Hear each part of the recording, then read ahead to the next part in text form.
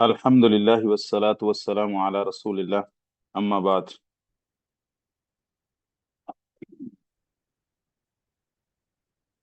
फ़अऊज़ु बिल्लाहि स्समीइल अलीम मिनश शैतानिर रजीम मिन हमज़िही व नफ़्ख़िही व नफ़्थिही। जी, आयत नंबर 41 से कौन तर्जुमा की तैयारी करके आया, पढ़ें। जी सर। जी पढ़ें जी।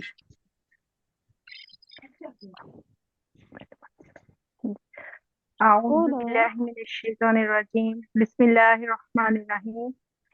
इन्ना बेशक हमने अंजलना नाजिल की हमने अलैका आप पर अल किताब ये किताब लिन्नासी लोगों के लिए बिल हक के साथ।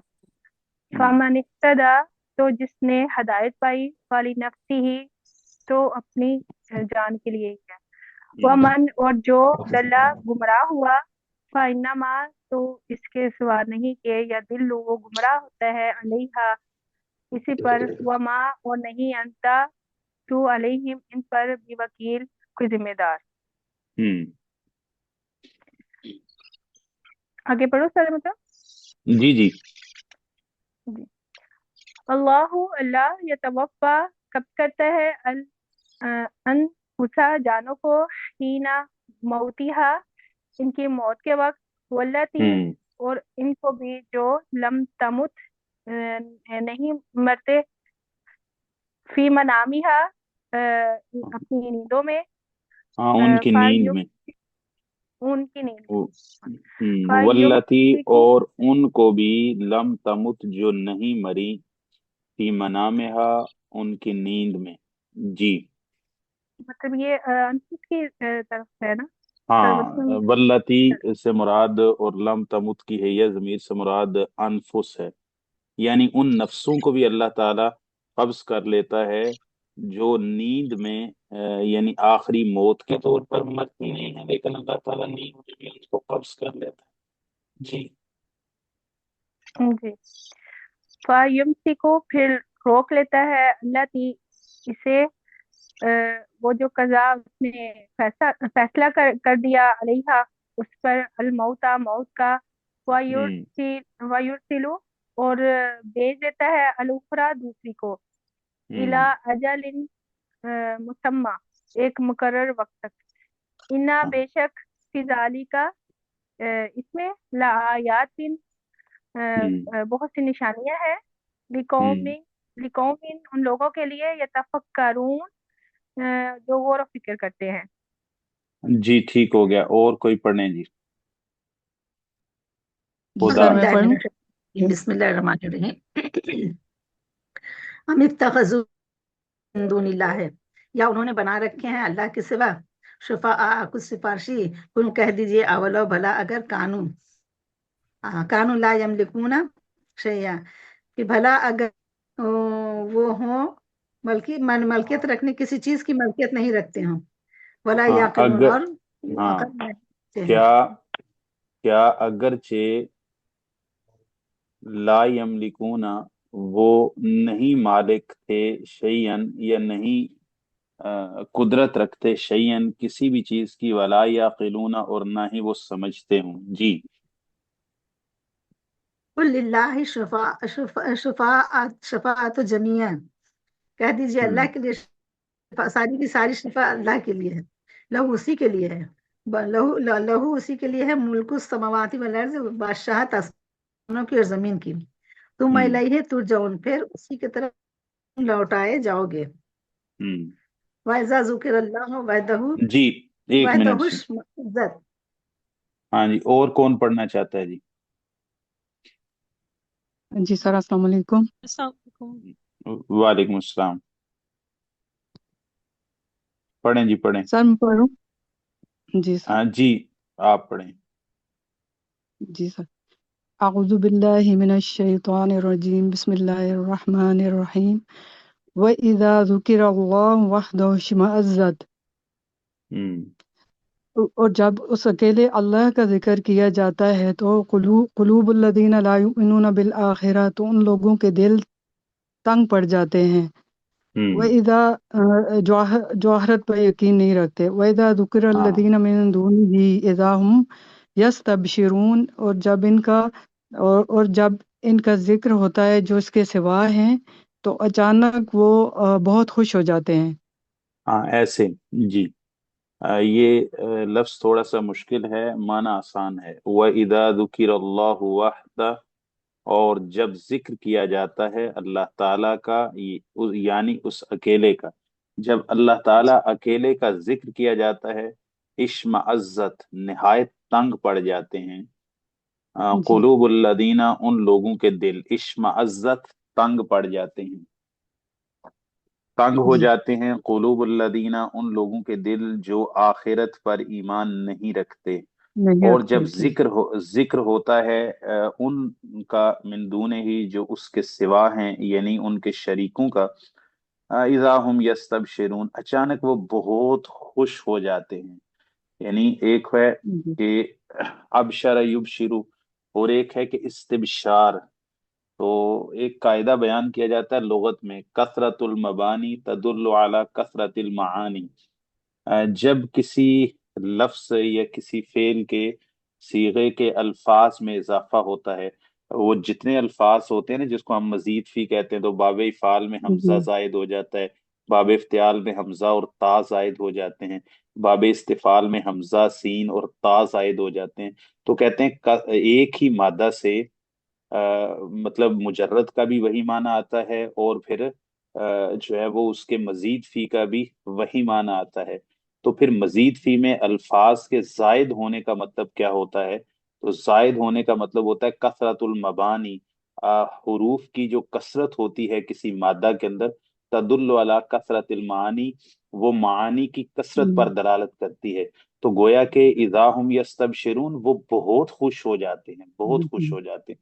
जी।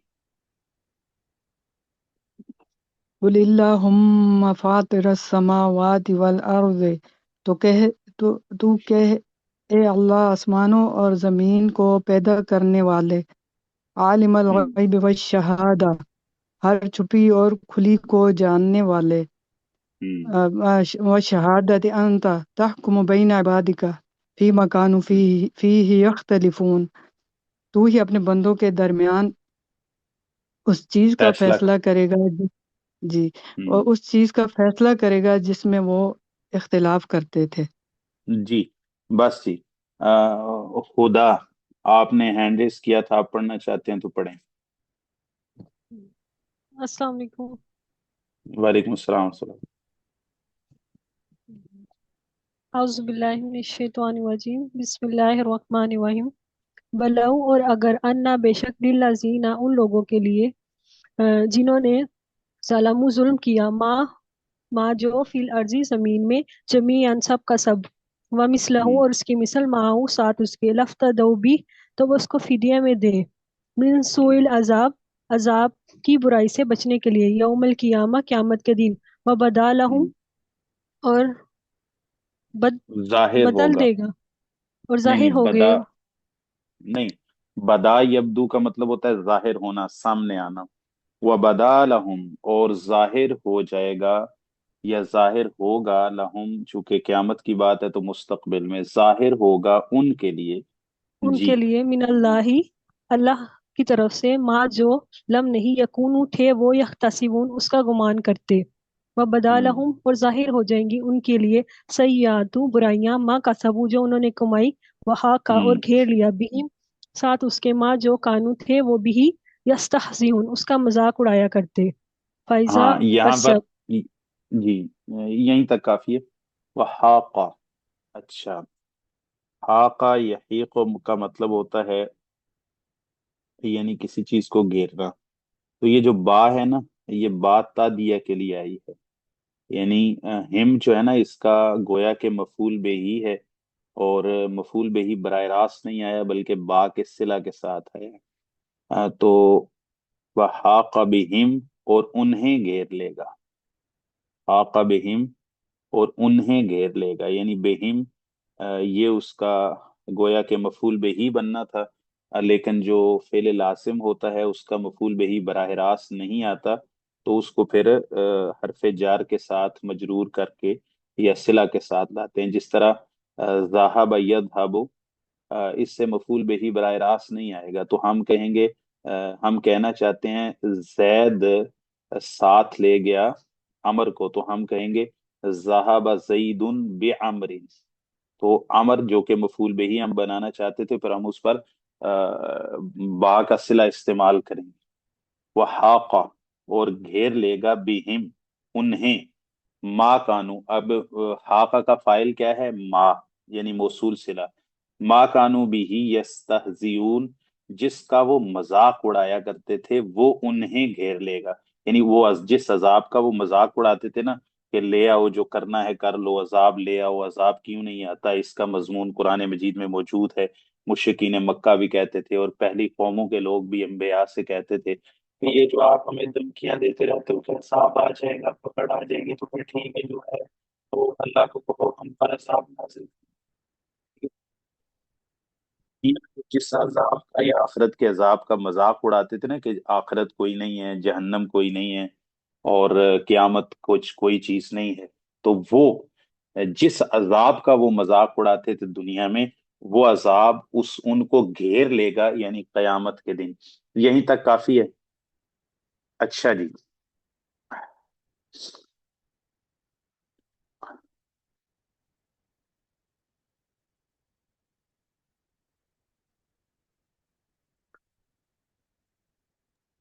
जी सर, एक सवाल। जी पूछे। जी सर, ये एक जगह मैंने ये बात पढ़ी थी, और इसमें भी अभी एक ऐसा सीगा आया है जो आखिरत के हवाले से जो है वो फिल माजी है। हम्म। तो उसका आप कुछ थोड़ा एक्सप्लेन करेंगे? जी मैं बताता हूँ। जहां पर वो आता है ना, तो वहां पर फिर इंशाल्लाह हम बात करते हैं। अच्छा, एक तो यहाँ पर जो हमने पढ़ा, अल्लाह ताला ने अपने नबी सल्लल्लाहु अलैहि वसल्लम को फरमाया कि हमने आप पर किताब को हक के साथ उतारा है। अच्छा, तो यानी कुरान मजीद के हक के साथ उतरने की अल्लाह ताला ने बात फरमाई। अब इस किताब पर जो अमल करेगा, यकीनन वो हिदायत पाएगा। हुदल लिल मुत्तकीन, हुदल लिल आलमीन। अच्छा, तो आगे फिर अल्लाह ताला फरमाते हैं कि हमने किताब को हक के साथ नाजिल किया, यानी किताब हक के साथ नाजिल हुई है। अब इससे फायदा कौन उठाएगा? जो इस पर अमल करेगा। तो जिसने इस पर अमल किया, इसके तकाजे को पकड़ा, फमन इह्तदा फली नफ्सिही, जो शख्स हिदायत याफ्ता हुआ, ये बाब इफ्तियाल में चला गया तो लाजिम हो गया। फमन इह्तदा, इह्तदा यहतदी, इफ्तियाल, और हदा यहदी से हो, तो इसका माना होता है यानी दूसरे को राह दिखलाना, रहनुमाई करना। इन्नका लतहदी इला सिरातिम मुस्तकीम। अच्छा, तो हदा यहदी दाराबा से मुजर्रद हो, तो उसका माना है हिदायत देना, राह दिखलाना। तो जब ये बाब इफ्तियाल में चला जाता है तो वो फिर लाजिम हो जाता है। फमन इह्तदा, जो हिदायत याफ्ता हुआ, फले नफ्से ही, बस वो अपनी ही जान के लिए है, यानी उसका फायदा, उसके हिदायत याफ्ता होने का फायदा उसकी अपनी भी जान को है। और फिर वही मजमून दोहराते हैं जो हमने शायद पहले ये दूसरे सबक में हदीस अबी जर का जिक्र किया था, हदीस कुदसी के तौर पे, कि लौ अन्न अव्वलकुम व आखिरकुम व इंसकुम व जिन्नकुम कानू अला अत्का क़ल्बि रजुलिन वाहिदिन मिनकुम मा ज़ादा ज़ालिका फ़ी मुल्कि शैय्या। तुम्हारे पहले बाद वाले जिन्नों इन सारे के सारे मुत्तकी तरीन फर्द के दिल पर जमा हो जाएं, तो अल्लाह फरमाते हैं मेरे बादशाही में कोई इजाफा नहीं करता। और इसी तरह वलो अन्ना अव्वलकुम व आखिरकुम व इंसकुम व जिन्नकुम कानू अला अफजर क़ल्बि रजुलिन वाहिदिन मिनकुम मा नक़स ज़ालिका फ़ी मुल्की शैय्या। मैं इतना बेपरवाह हूँ, तुम्हारे पहले बाद वाले जिन्नों इन सारे के सारे आ, नाफरमान तरीन फर्द के दिल पर जमा हो जाए, तो मेरी बादशाही में कुछ भी काम नहीं करते। तो लिहाजा जो हिदायत है, फमन इह्तदा फलिनफ्सिही से ही, जिसने हिदायत इख्तियार की, बस उसकी जान के लिए है। यानी लाम का जो माना है ना, ये फायदा के माना में है, यानी उसकी हिदायत का जो फायदा है उसकी जान को है। آگے علیہا کے لفظ استعمال ہوں گے اور یہ بھی نفس کی طرف لوٹے گا۔ لام جب استعمال ہوتا ہے نا کسی کے حق میں استعمال ہوتا ہے، مثال اس کی دوسری لے لیں کہ شاہد لہو، جب بولتے ہیں نا شاہد یشہد، تو لام استعمال ہوتا ہے صلہ شاہدہ کے ساتھ، تو مطلب ہوتا ہے کسی کے حق میں گواہی دینا، اور جب یہی شاہدہ کے ساتھ علی صلہ استعمال ہوتا ہے تو مطلب ہے کسی کے خلاف گواہی دینا۔ تو شاہدہ علیہ زیدن، تو مطلب ہوگا کہ زید نے اس کے خلاف گواہی دی، ٹھیک ہے۔ تو یہاں پر بھی وہی ہے، فمن اہتدی، جس نے ہدایت اختیار کی، جو ہدایت یافتہ ہوا، فلنفسہ، تو وہ اس نفس کے لیے ہے، یعنی اس نفس کے حق میں ہے۔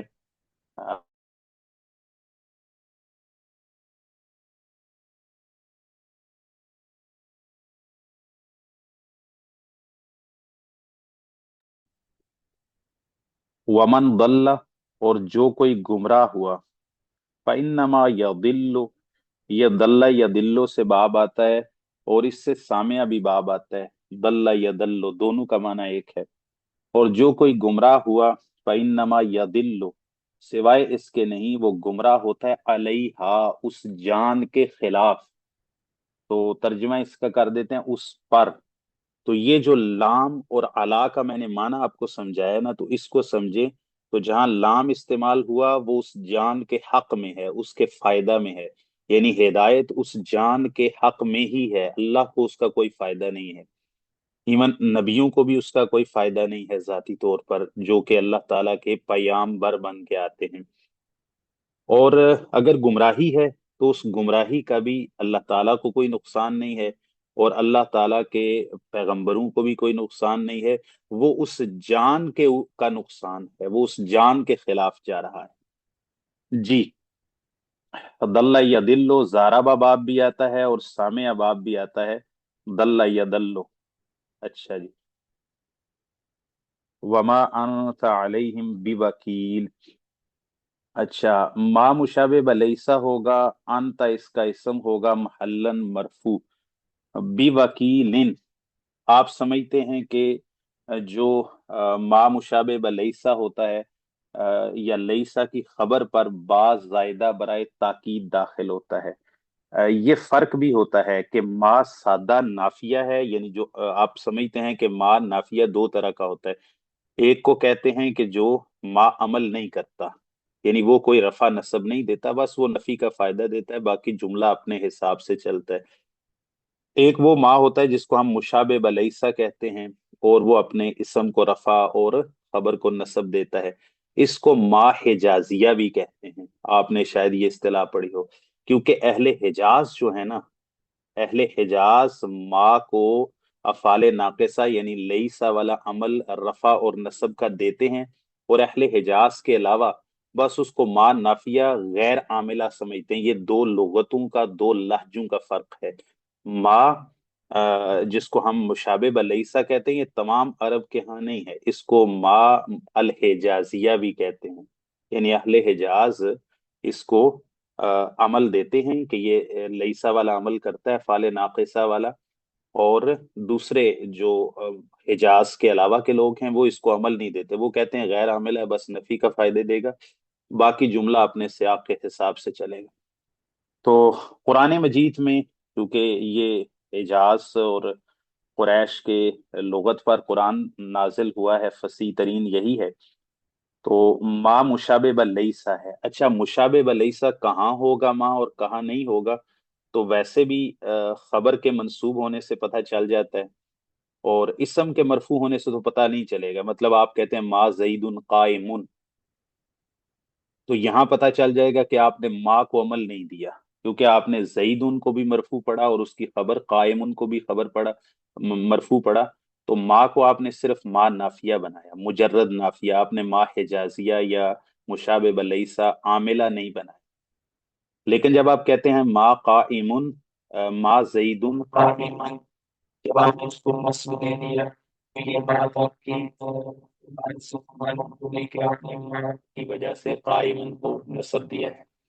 ایک اور بات صحیح نہیں دلیل ہوتی، ایک اور علامت آواز ہوتی ٹھیک ہے سے کہ یہ ما عاملہ ہے یا نہیں ہے، جب اس ما کی خبر پر با زائدہ برائے تاکید داخل ہو جائے تو اس کا مطلب ہے کہ اس کو ما مشابہ بلیسا بنایا ہے اور ما حجازیہ بنایا ہے، ما عاملہ بنایا ہے۔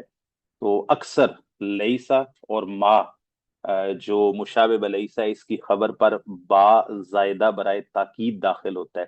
اس کو مجرد زائدہ کہنا درست نہیں ہے، بعض لوگ ترکیب کرتے ہوئے کہتے ہیں با زائدہ، یہ درست نہیں ہے بھائی۔ قرآن مجید میں کوئی لفظ زائد کیسے ہو سکتا ہے؟ تو یہ قرآن مجید کی فصاحت و بلاغت کے خلاف ہے، اللہ تعالیٰ کا کلام ہے، تو آپ کہیں گے زائدہ برائے تاکید، یعنی یہ ترکیب میں معمول ہونے کے اعتبار سے تو یہ زائد ہے، لیکن اس کا معنی یہ مجرد زائد نہیں ہے بلکہ یہ تاکید کے لیے آتا ہے۔ ما مشابہ بلیسا ہوگا، انت محلن مرفوع اس کا اسم ہوگا، اور با زائدہ برائے تاکید اس کو کہیں گے۔ وکیل لفظاً تو مجرور ہوگا کیونکہ با اس پر داخل ہے، لیکن محلن وہ اس پر عمل نہیں کر رہا، ہم کہیں گے محلن یہ منصوب ہے اور ما مشابہ بلیسا کی خبر بن رہا ہے، علیہم یہ وکیل کے متعلق ہوگا، یعنی ما انتا علیہم بوکیل، با زائدہ برائے تاکید، اور وکیل لفظاً مجرور اور محلن منصوب، ما مشابہ بلیسا کا اسم۔ جی تو روزانہ ایک دو ترکیب کر لیں تو یہ کافی ہے، ظاہر ہے سارے پورے کے پورے سبق ہی آپ ترکیب کر بھی نہیں سکتے، ممکن بھی نہیں ہوتا۔ اچھا جی، آگے مسئلہ آ گیا ہے جی، یہ سب یہ جملہ اسمیہ ہوگا، جملہ فعلیہ ہوگا؟ جملہ اسمیہ، جملہ اسمیہ جی، فعل تو ہے ہی نہیں نا، جملہ فعل اس وقت وکیل ہوگا جب کانا ہو، سارا ہو، اسبحا ہو، امسا، زلہ، باتا، جو باقی افعال ناقصہ ہیں 13۔ تو جب فعل آئے گا وہ افعال ناقصہ میں تو ہم جملہ فعلیہ کہیں گے، جب فعل نہیں آئے گا، جب فعل ہے ہی نہیں، تو پھر تو وہ جملہ اصل میں مبتدا خبر پر داخل ہو رہے ہیں نا، تو پھر ہم اس کو جملہ اسمیہ ہی کہیں گے، جیسے افعال حروف مشبہ بالفعل کے جملے کو بھی آپ جملہ اسمیہ ہی کہتے ہیں۔ تو انا زیدن قائم جملہ اسمیہ ہے جی۔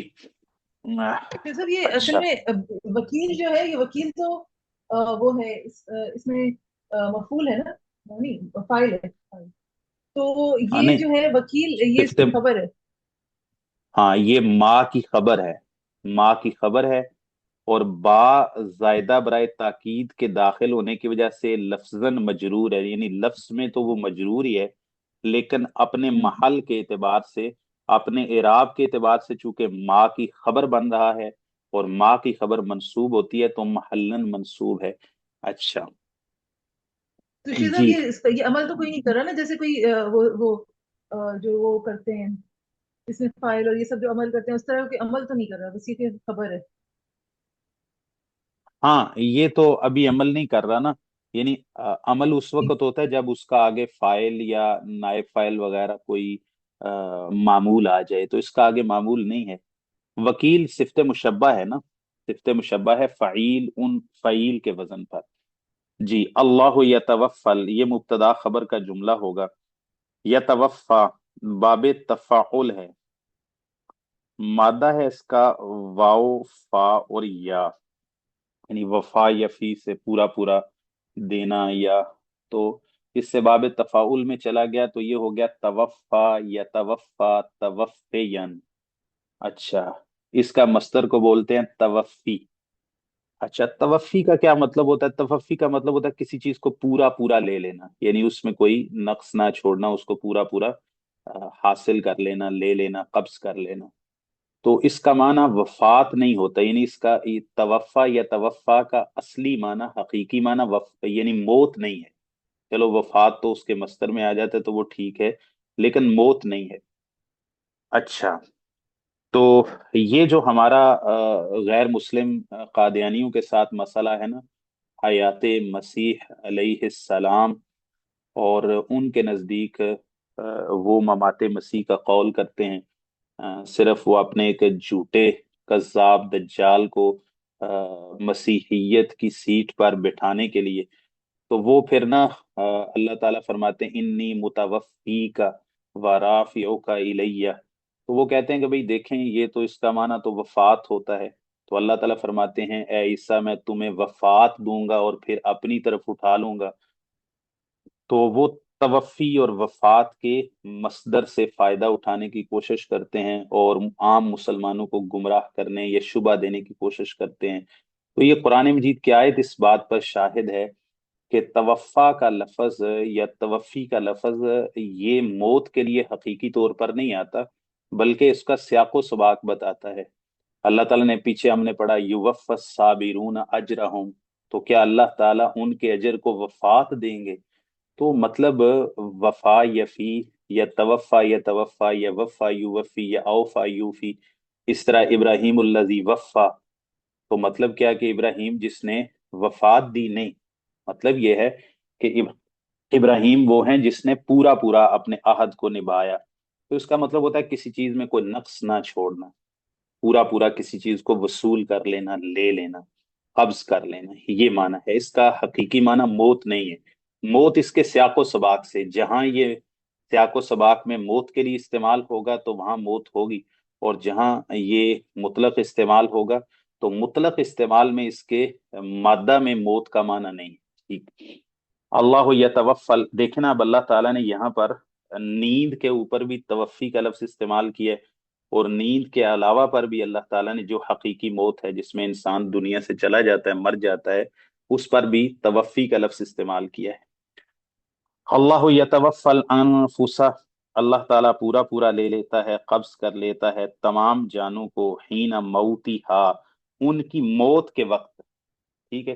اگر یتوفا کا اپنا معنی یتوفا خود سے موت پر دلالت کرتا تو ساتھ موت کی قید لگانے اور کنڈیشن لگانے کی ضرورت ہی نہیں تھی، کیونکہ توفی کے اپنے لفظ میں ہی موت کا معنی داخل تھا. تو اس سے معلوم ہوا کہ توفی کا جو لفظ ہے یہ بذات خود نہ موت کے لیے ہے نہ موت کے انکار کے لیے. اس کا سیاق و سباق اور اس کا جو جملے میں استعمال ہے اسلوب بتائے گا کہ کہاں یہ موت کے لیے آتا ہے اور کہاں نہیں آتا. اچھا جی. اللہ تعالیٰ پورا پورا لے لیتا ہے، قبض کر لیتا ہے تمام جانوں کو، ہینا موتیہا، ان کی موت کے وقت. یہ موت حقیقی پر بولا جا رہا ہے جب دنیا سے انسان کی رخصتی ہوتی ہے، ملک الموت اس کے پاس آتا ہے. واللتی، اور ان جانوں کو بھی اللہ تعالیٰ پورا پورا لے لیتا ہے، قبض کر لیتا ہے، لم تمت، جو ابھی مری نہیں ہے، فی منامہا، ان کی نیند کے وقت. یعنی نیند میں بھی اللہ تعالیٰ جانوں کو پورا پورا قبض کر لیتے ہیں. تو یہ شیخ دو طرح یہاں کی موت. شیخ یہاں یتوفا کا مطلب موت اور پھر ہینا موت، یہ دو مرتبہ ایک ہی چیز کے لیے موت تو نہیں پھر آئے گا نا؟ ہاں یہی تو میں کہہ رہا ہوں نا کہ یتوفا کے اپنے لفظ میں اگر صراحت کے ساتھ موت کا معنی ہوتا تو یتوفا کا معنی تو اصل میں قبض کرنا ہے.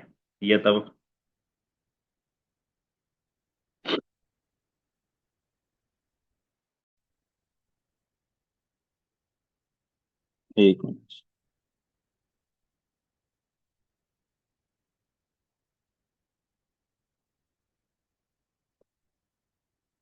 میری آواز ٹھیک آ رہی ہے آپ کو؟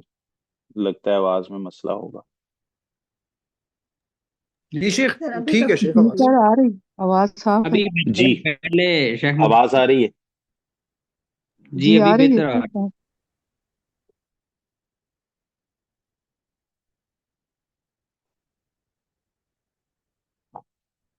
کیا ہو گیا بھائی اس کو؟ میری آواز آ رہی ہے آپ کو؟ جی بالکل آ رہی ہے شیخ محترم. جی شیخ آواز بالکل ٹھیک ہے ابھی. السلام علیکم. جی وعلیکم السلام ورحمۃ اللہ. السلام ورحمۃ اللہ. السلام علیکم. لگتا ہے ہماری وعلیکم آواز شیخ کو نہیں آ رہی. اللہ.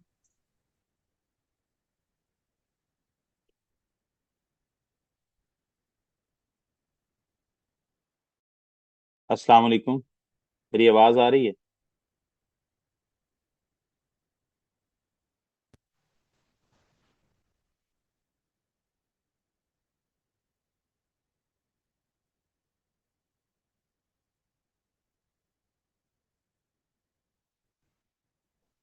اللہ اکبر، کیا ہو رہا ہے؟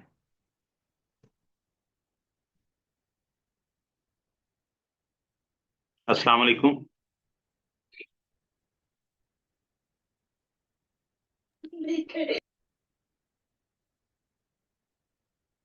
वालेकुम अस्सलाम वरहमतुल्लाह। शेख हमारी आवाज आ रही है आपको? जी, आप लोगों की आवाज मुझे क्लियर आ रही है। अभी मेरी आवाज आ रही है? मेरा ख्याल है अभी आ जी रही जी आ रही है सर, मतलब। तो है। जी आपकी भी आ रही है शेख, हमें क्लियर आवाज आ रही है आपकी। जी, ठीक हो गया। अल्लाह यतवफ़ल अनफुसा, तो यही बात कह रहे थे कि यहाँ पर अल्लाह ताला ने तवफ़ी का लफ्ज़ इस्तेमाल किया है। तो तवफ़ी बज़ाते खुद मौत के ऊपर नस नहीं है, यानी नस भी एक इस्तिलाह है, आप उसूल फ़िक़्ह में पढ़ लेंगे। तो ये तवफ़ी का लफ्ज़ मौत का माना देने के लिए कोई नस नहीं है, बल्कि इसका कलाम का सियाक़ व सबाक़ बताता है कहाँ वो मौत के लिए है और कहाँ वो नींद के लिए है और कहाँ वो यानी बाब तफ़ईल में चला जाए तो अजर देने के बारे में है, कहाँ पूरा पूरा अजर देने के बारे में है। अगर यहाँ तवफ़ी या तवफ़ल अनफुसा, अल्लाह ताला मौत दे देता है जानों को, हीना मौत है उनकी मौत के वक़्त, तो ये तकरार ही दुरुस्त नहीं है ना। ये अल्लाह ताला के कलाम की फ़साहत व बलागत जो दुनिया के तमाम कलामों पर भारी है, तो ये उसके कलाम की फसाहत व बलागत के खिलाफ है और ये तकरार बेमाना होगा। तो गोया कि तवफ़ा का यानी यतवफ़ा का माना पूरा पूरा लेना, कब्ज़ करना होता है। और कब्ज़ दो तरह का होता है, एक मौत में और एक नींद में। जो मौत में कब्ज़ है वो कुल्ली तौर पर कब्ज़ करना है, उसमें रूह फिर वापस पलट के दुनिया में नहीं आ सकती। और एक है नींद में कब्ज़ होना, उसमें अल्लाह ताला उसकी कुछ क़ुवा को कब्ज़ कर लेता है, यानी उसकी सुनने की, देखने की और महसूस करने की अल्लाह ताला हिस्सों को गोया के मुर्दा कर देते हैं, बेअसर कर देते हैं। और बाकी ये है कि उसकी नब्ज़ चलती रहती है, उसका दिल धड़कता रहता है या उसका मैदा काम करता रहता है। बाकी ये है कि उसकी सांस वगैरह के निज़ाम तनफ़ुस चलता रहता है। लेकिन एक मौत जो हकीकी मौत है, उसमें फिर इंसान के तमाम क़ुवा, जितने भी उसके जिस्म के साथ ताल्लुक़ है, खून की गर्दिश, नब्ज़, दिल, दिमाग, हर चीज़ जो है वो रुक जाती है और उसके सारा जिस्म के साथ ताल्लुक़ ख़त्म हो जाता है। तो हम इसका माना करेंगे या तो कब्ज़ कर लेना या है कि पूरा पूरा ले लेना। अल्लाह यतवफ़ल अनफुसा, अल्लाह ताला पूरा पूरा ले लेता है, कब्ज़ कर लेता है। अल अनफुसा जानों को मफ़ूल बिही होगा। हीना मौतिहा, उनकी मौत के वक़्त, यानी जब वो मरते हैं।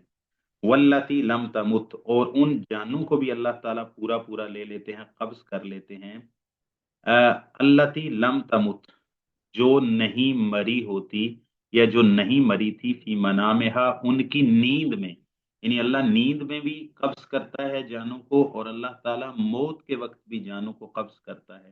फिर क्या होता है, कुछ जानें ऐसी होती हैं कि कब्ज होने के बावजूद भी अल्लाह ताला उन जानों को, रूहों को वापस कर देता है, और वो मिसाल है नींद की।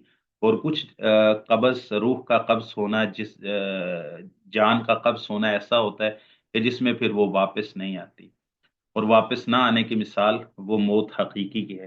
फ़युम से कुल्लाती, फिर अल्लाह ताला रोक लेता है, अल्लाती, उन नफ्सों को या उन जानों को, क़ज़ा अलैहल मौत, जिन पर अल्लाह ताला ने मौत का हतमी फैसला फरमा दिया होता है।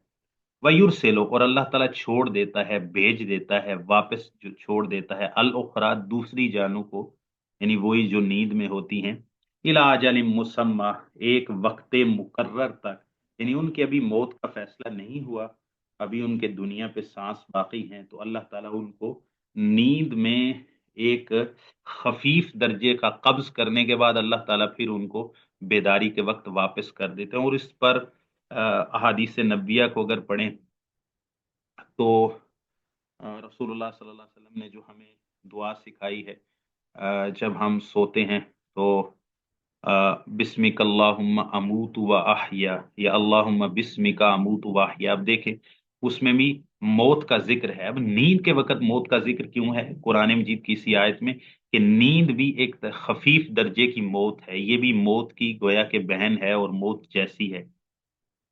अच्छा, दूसरा, रसूलुल्लाह सल्लल्लाहु अलैहि वसल्लम ने जो हमें सही बुखारी में है दुआ सिखाई है नींद से बेदार होने की, अल्हम्दुलिल्लाहिल्लज़ी अहयाना बअदमा अमातना, उस जात की तमाम तारीफें हैं जिसने हमें जिंदा किया मारने के बाद।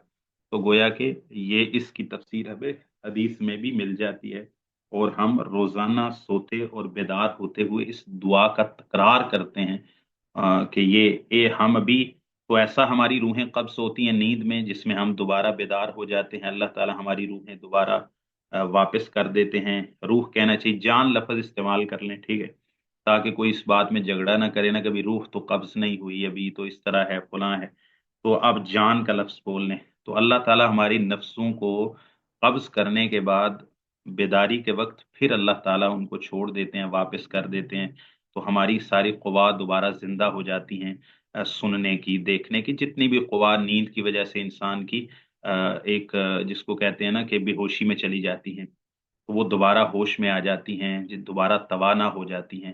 لیکن جس انسان پر موت کا حقیقی اور آخری فیصلہ ہو چکا ہے، اس کی روح قبض کر لی گئی ہے ملک الموت کے ذریعے، اب وہ اس کی قوا ایک دفعہ چلی گئی تو اب وہ قوا واپس دنیا میں نہیں آتی۔ اچھا جی، ان فی ذالک، دیکھیں یہ نیند جو ہے نا، موت اور نیند، ان فی ذالک لآیات لقوم یتفکرون، جو غور و فکر کرتے ہیں نا ان کے لیے اس میں بڑی نشانیاں ہیں، لآیاتن بڑی نشانیاں ہیں، کثیر نشانیاں ہیں۔ تو بہرحال تو یہ بات ذہن میں رکھنی چاہیے۔ باقی نا آپ میں سے کس کس کو پتہ ہے کہ شہادت القرآن ایک کتاب ہے؟ آپ میں سے کسی نے نام سنا ہے؟ کتابوں کا تعارف اس لیے کرواتا ہوں کہ آپ اپنے پاس ایک فہرست بنا لیں، کتابیں خریدیں، طالب علمی دور میں انسان کتابیں خریدنے کا ذوق پیدا ہو۔ شہادت القرآن ابراہیم کیا میر بولے؟ سیالکوٹی صاحب کی کتاب ہے، کس کس کو پتہ ہے جی اس جی کے؟ جی مجھے پتا ہے، الحمدللہ الحمدللہ۔ ہاں، یہ جو حیات مسیح علیہ السلام کے اوپر اردو میں، اور اگر میں یہ کہوں کہ عربی میں بھی، کیونکہ اس موضوع پر اس طرح عرب کے لوگوں کو لکھنے کی ضرورت ہی کبھی پیش نہیں آئی، چونکہ یہ فتنہ زیادہ ہمارے ہندوستان میں پیدا ہوا، اور کچھ سر سید نے بیڑا غرق کیا، اور اللہ تعالیٰ اس کا بھی بیڑا غرق کرے۔ اچھا، 33 ڈگری کا فری میسن بھی بعض لوگوں نے تحقیق کیا ہے، وہ شخص تھا۔ تو باقی بعد میں یہ جتنے بھی نیچرسٹ ہیں، اور پھر قادیانی آ گیا، تو ان لوگوں نے پھر نا یہ عیسیٰ علیہ السلام کی حیات آسمانی کا انکار کیا ہے، اور دوبارہ نزول کا بھی انکار کیا ہے۔ تو یہ حیات مسیح پر علیہ السلام پر شہادت القرآن کتاب سے بہتر کتاب کم از کم میرے علم میں منصہ شہود پر موجود نہیں ہے۔ اردو کا تو میں دعویٰ ہی کر رہا ہوں، اور عربی میں بھی میرا یہ دعویٰ ہے کہ نہیں ہوگی، کیونکہ عرب کے لوگوں کو یہ فتنہ اس طرح پیش ہی نہیں آیا، یہ فتنہ ہی ہمارے ہندوستانی لوگوں کا تھا یا اجمیوں کا تھا، تو اس پر بہترین کام اسی میں ہوا ہے۔ تو وہ کتاب آپ کو ضرور خرید کرنی چاہیے، کتاب و سنت .com پہ PDF میں مل جائے گی۔ ابھی وہ دوبارہ پہلے میرے پاس موجود تھی 2010 میں، ہاتھ کی لکھائی والی جو پرانی چھپ رہی تھی، اب دوبارہ اس کو تباہ کیا ہے، تو میں نے اس کے الحمدللہ 4 نسخے منگوائے ہیں۔ ایسی جو تاریخی کتابیں ہوتی ہیں نا، جب چھپتی ہیں تو میں یہ کہتا ہوں کہ بھائی ایک آدھ نسخہ نہ لو، یہ آج چھپی ہے، پھر پتہ نہیں کس کو 50 سال بعد یاد آئے۔ شہادت القرآن، یہ کتاب جو ہے مرزا غلام احمد قادیانی لعین دجال کی زندگی میں چھپ چکی، اس کا کافی حصہ یا مکمل 1905 یہ 1908 میں مرا ہے نا، مردار ہوا ہے، 1905 میں لکھ کے اس کا سارا مسودہ اس کو پہنچا دیا گیا، لیکن اس سے کوئی جواب اس کا الحمدللہ بن نہ پڑا، اور آج تک جو امت قادیانیہ ہے اس سے اس کتاب کا کوئی جواب نہیں بن پڑا۔ ہاں جی، تو بھائی اس آیت پر بھی انہوں نے بڑی تفصیلی لغوی اور اسی طرح تفسیری بحث کی ہے۔ بس یہی تک آج پڑھتے ہیں، ترجمہ تو چلو ہو چکا ہے۔ اچھا، یہاں پر ایک لفظ آیا ہے، اچھا یہ جو عقیدے کا مسئلہ ہے کہ انہوں نے اللہ کے سوا جو ہے نا اپنے سفارشی بنا رکھے ہیں، مطلب کیا کہ ان کو سفارشی بنایا ہے یا ان کو اپنے طور پر سفارشی قرار دیا، جن کو اللہ تعالیٰ نے سفارشی ہونے کا کوئی بات نہیں کی۔ یہ جو لات منات عزا اور ایسے لوگوں کو انہوں نے سفارشی بنایا تھا۔ अच्छा, आगे अल्लाह ताला फरमाते हैं कि शफात सारी की सारी अल्लाह ही के लिए है। मतलब क्या कि भाई शफात अल्लाह ताला का इस्तिहकाक है, अल्लाह ताला की मलकियत है। अल्लाह ताला जिसको चाहेगा शफात का हक देगा और जिसके लिए चाहेगा शफात का हक देगा। दो बात हैं, एक है शाफे और एक है मशफूलाहू। यानी जिसके लिए शफात करनी है वो भी अल्लाह ताला ही की इज़्न से होगा, और जिसने करनी है, कौन शफात करने का हकदार ठहरेगा, किसको अल्लाह ताला ये एजाज बख्शेंगे, जैसे अम्बिया को, मलाइका को, शुहदा को, सिद्दीकीन को, तो ये अल्लाह ताला ही का इस्तिहकाक है। हाँ जी, 1 मिनट जी, मेरे वालिद साहब की कॉल आ रही है बाहर से।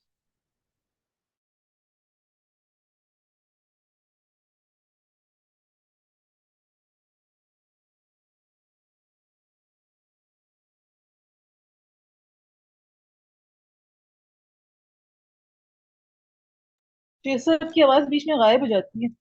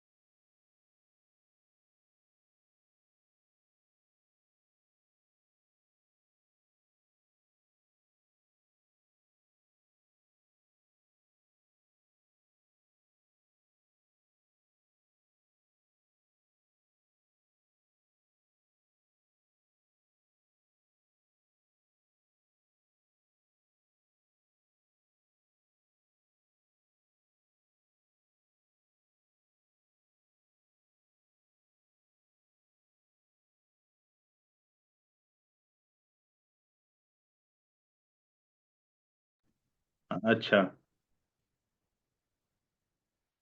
हाँ, अस्सलाम वालेकुम। मैं ना मेरे वालिद साहब की कॉल आई है बाहर से, असल में एक वफात हो गई है, तो मैं कॉल सुन रहा हूँ, तो इसलिए मैंने माइक ऑफ किया हुआ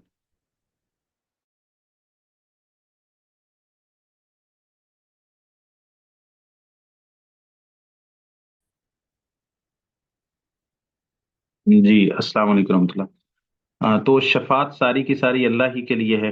तो दो बातों का शफात अहलु सुन्ना वल जमा के मुसल्लमा और बुनियादी अकायद में शामिल है। शफात का इनकार करना ये एक साबित शुदा मुतवातिर चीज़ जिसका किताब और सुन्नत में जिक्र है और इजमाय उम्मत है, इसके इनकार करने में आएगा।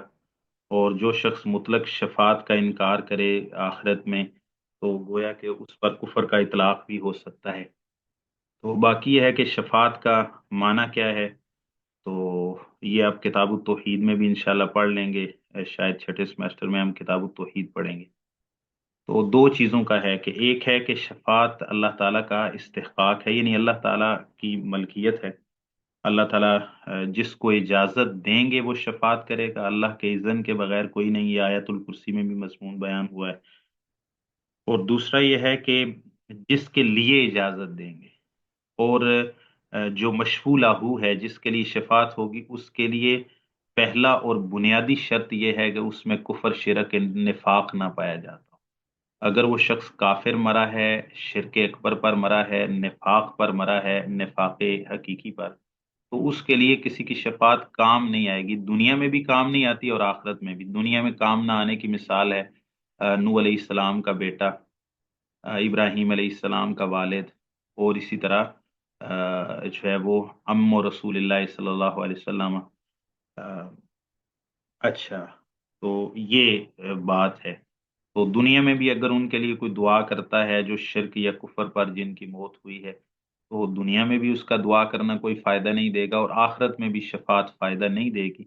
اس کے علاوہ جو مومنین ہیں جن کی توحید پر موت ہوئی ہے اور وہ اہل الکبائر ہیں یا ان پر کوئی جہنم کے وہ مستحق ہو چکے ہیں، تو ان کو رسول اللہ صلی اللہ علیہ وسلم کی شفاعت سب سے زیادہ فائدہ دے گی امت کو۔ اور رسول اللہ صلی اللہ علیہ وسلم 3-4 دفعہ بار بار اللہ تعالیٰ کے ہاں تشریف لے جائیں گے، یعنی اللہ تعالیٰ کی جناب میں سجدہ کریں گے۔ اور صحیح مسلم میں یہ موجود ہے، ایک شفاعت کبریٰ ہے جو رسول اللہ صلی اللہ علیہ وسلم نے تمام انسانیت کے لیے شفاعت کرنی ہے کہ حساب کو شروع کیا جائے، اس کو شفاعت کبریٰ کہتے ہیں۔ یہ رسول اللہ صلی اللہ علیہ وسلم کا خاصہ ہے۔ اس کے بعد پھر امت کے لیے خاص شفاعت ہے، اس میں ایک روایت میں 3 یا 4 دفعہ کا ذکر ہے کہ جس کے دل کے اندر ایک جو کے دانے کے برابر ایمان ہے اس کو آپ جہنم سے نکال لائیں۔ پھر رسول اللہ سجدہ کریں گے تو جس کے دل میں ایک گندم کے دانے کے برابر ایمان ہے اس کو نکالنا ہے۔ پھر جس کے دل کے اندر ایک رائی کے دانے کے برابر، رائی کا دانہ بہت چھوٹا ہوتا ہے، وہ گندم سے بھی چھوٹا ہے، اس کو بھی آپ نکالنا ہے، اور ایک میں چاول کا لفظ بھی ہے۔ اور پھر چوتھی دفعہ من کانا فی قلب ہی مثقال و ذرات، ذرہ رائی سے بھی چھوٹا ہے، تو اس کو بھی آپ فاخرجہم، تو ان کو بھی ہے نبی صلی اللہ علیہ وسلم آپ نکالنا ہے۔ تو رسول اللہ صلی اللہ علیہ وسلم نے فرمایا اس کے بعد رسول اللہ صلی اللہ علیہ وسلم نے فرمایا فلم یبقى فی النار الا من حبسہ القرآن، اب جہنم میں صرف وہی رہ گئے ہیں جن کو قرآن نے جہنم میں روک رکھا ہے۔ قرآن نے کن کو روک رکھا ہے؟ وہی جو کفار ہیں۔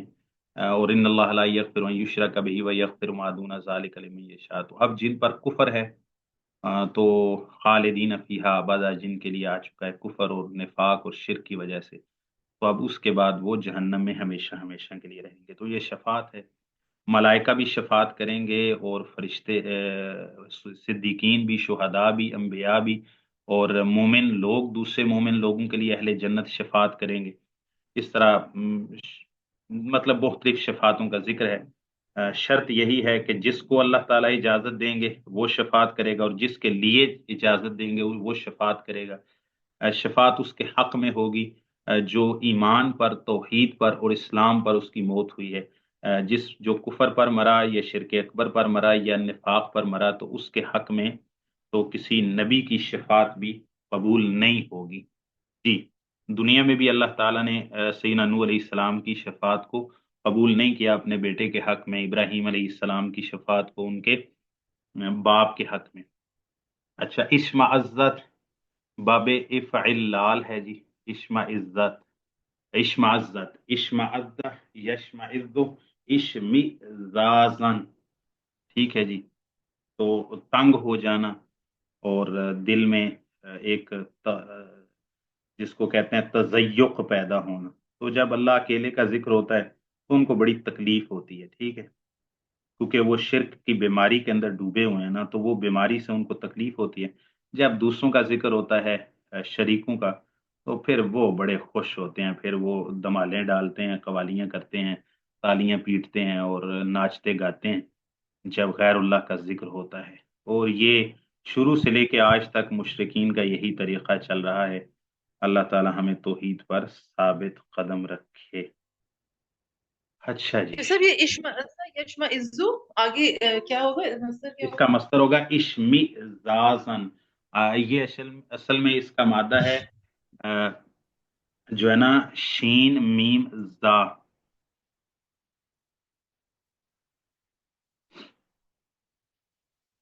اور باب آپ نے کیا بتایا تھا؟ افعلال۔ جزاک اللہ جی۔ جی یہ حدیث پڑھیں جی، 2457 نمبر، کون پڑھے گا جی؟ جی جی میں پڑھتا ہوں سلام تو۔ ہم وقال من اراد الحج فلیعجل، ٹھیک ہے، من اراد الحج، رسول اللہ صلی اللہ علیہ وسلم نے فرمایا من اراد الحج فلیعجل۔ اچھا، یہ فلیعجل بھی آتا ہے، ایک روایت جو سنن ابی داود میں اس میں فلیستعجل کے بھی لفظ آتے ہیں۔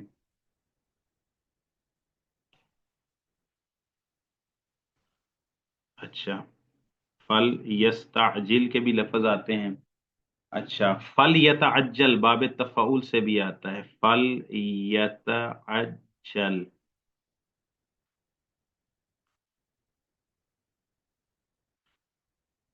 اور یہ تفعیل سے ہے، فَلْيُعَجِّلْ معنی ایک ہی ہے. من اراد الحج فلیعجل، یہاں باب تفعیل ہے، یہاں کوئی اور نہیں ہو سکتا. جو حج کا ارادہ کرے پس وہ جلدی کرے، یعنی اس میں تاخیر نہ کرے، کیونکہ انسان کو اپنے حالات، مالی حالات کا بھی پتہ نہیں ہے اور موت کا بھی پتہ نہیں ہے کب آ جائے. تو لہٰذا یہ حج کا، حجۃ الاسلام، جو اسلام میں ایک حج فرض ہے صاحب استطاعت پر، تو یہ کہیں اس فریضے کو ادا کیے بغیر نہ چلا جائے اور یہ ایک فریضے کا تارک اللہ کے ہاں شمار ہو. تو یہ فرمایا من اراد الحج فلیعجل یا فلیستعجل یا فلیتعجل، جو شخص حج کا ارادہ کرے بس وہ جلدی کرے.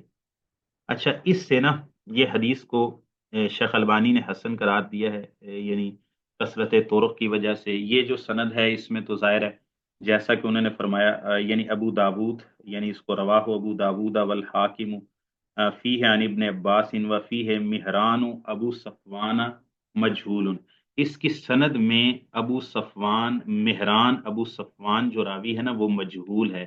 تو یہ لہٰذا یہ روایت سند کے اعتبار سے، یہ والی جو سند ہے یہ روایت سند کے اعتبار سے کمزور ہے. تو لیکن شیخ البانی رحمہ اللہ نے کہا ہے کہ یہ کثرت طرق کی وجہ سے یا اس کا کوئی اور شاہد یا تابع ملتا ہے، جس کی وجہ سے شیخ البانی نے کہا ہے کہ یہ روایت حسن درجے کو پہنچتی ہے. نیچے لکھا ہے، یہ ہے جی. جی زبیر صاحب نے بھی اس کو حسن لکھا ہوا ہے. پھر تو سونے پہ ساکا ہو گیا نا جی.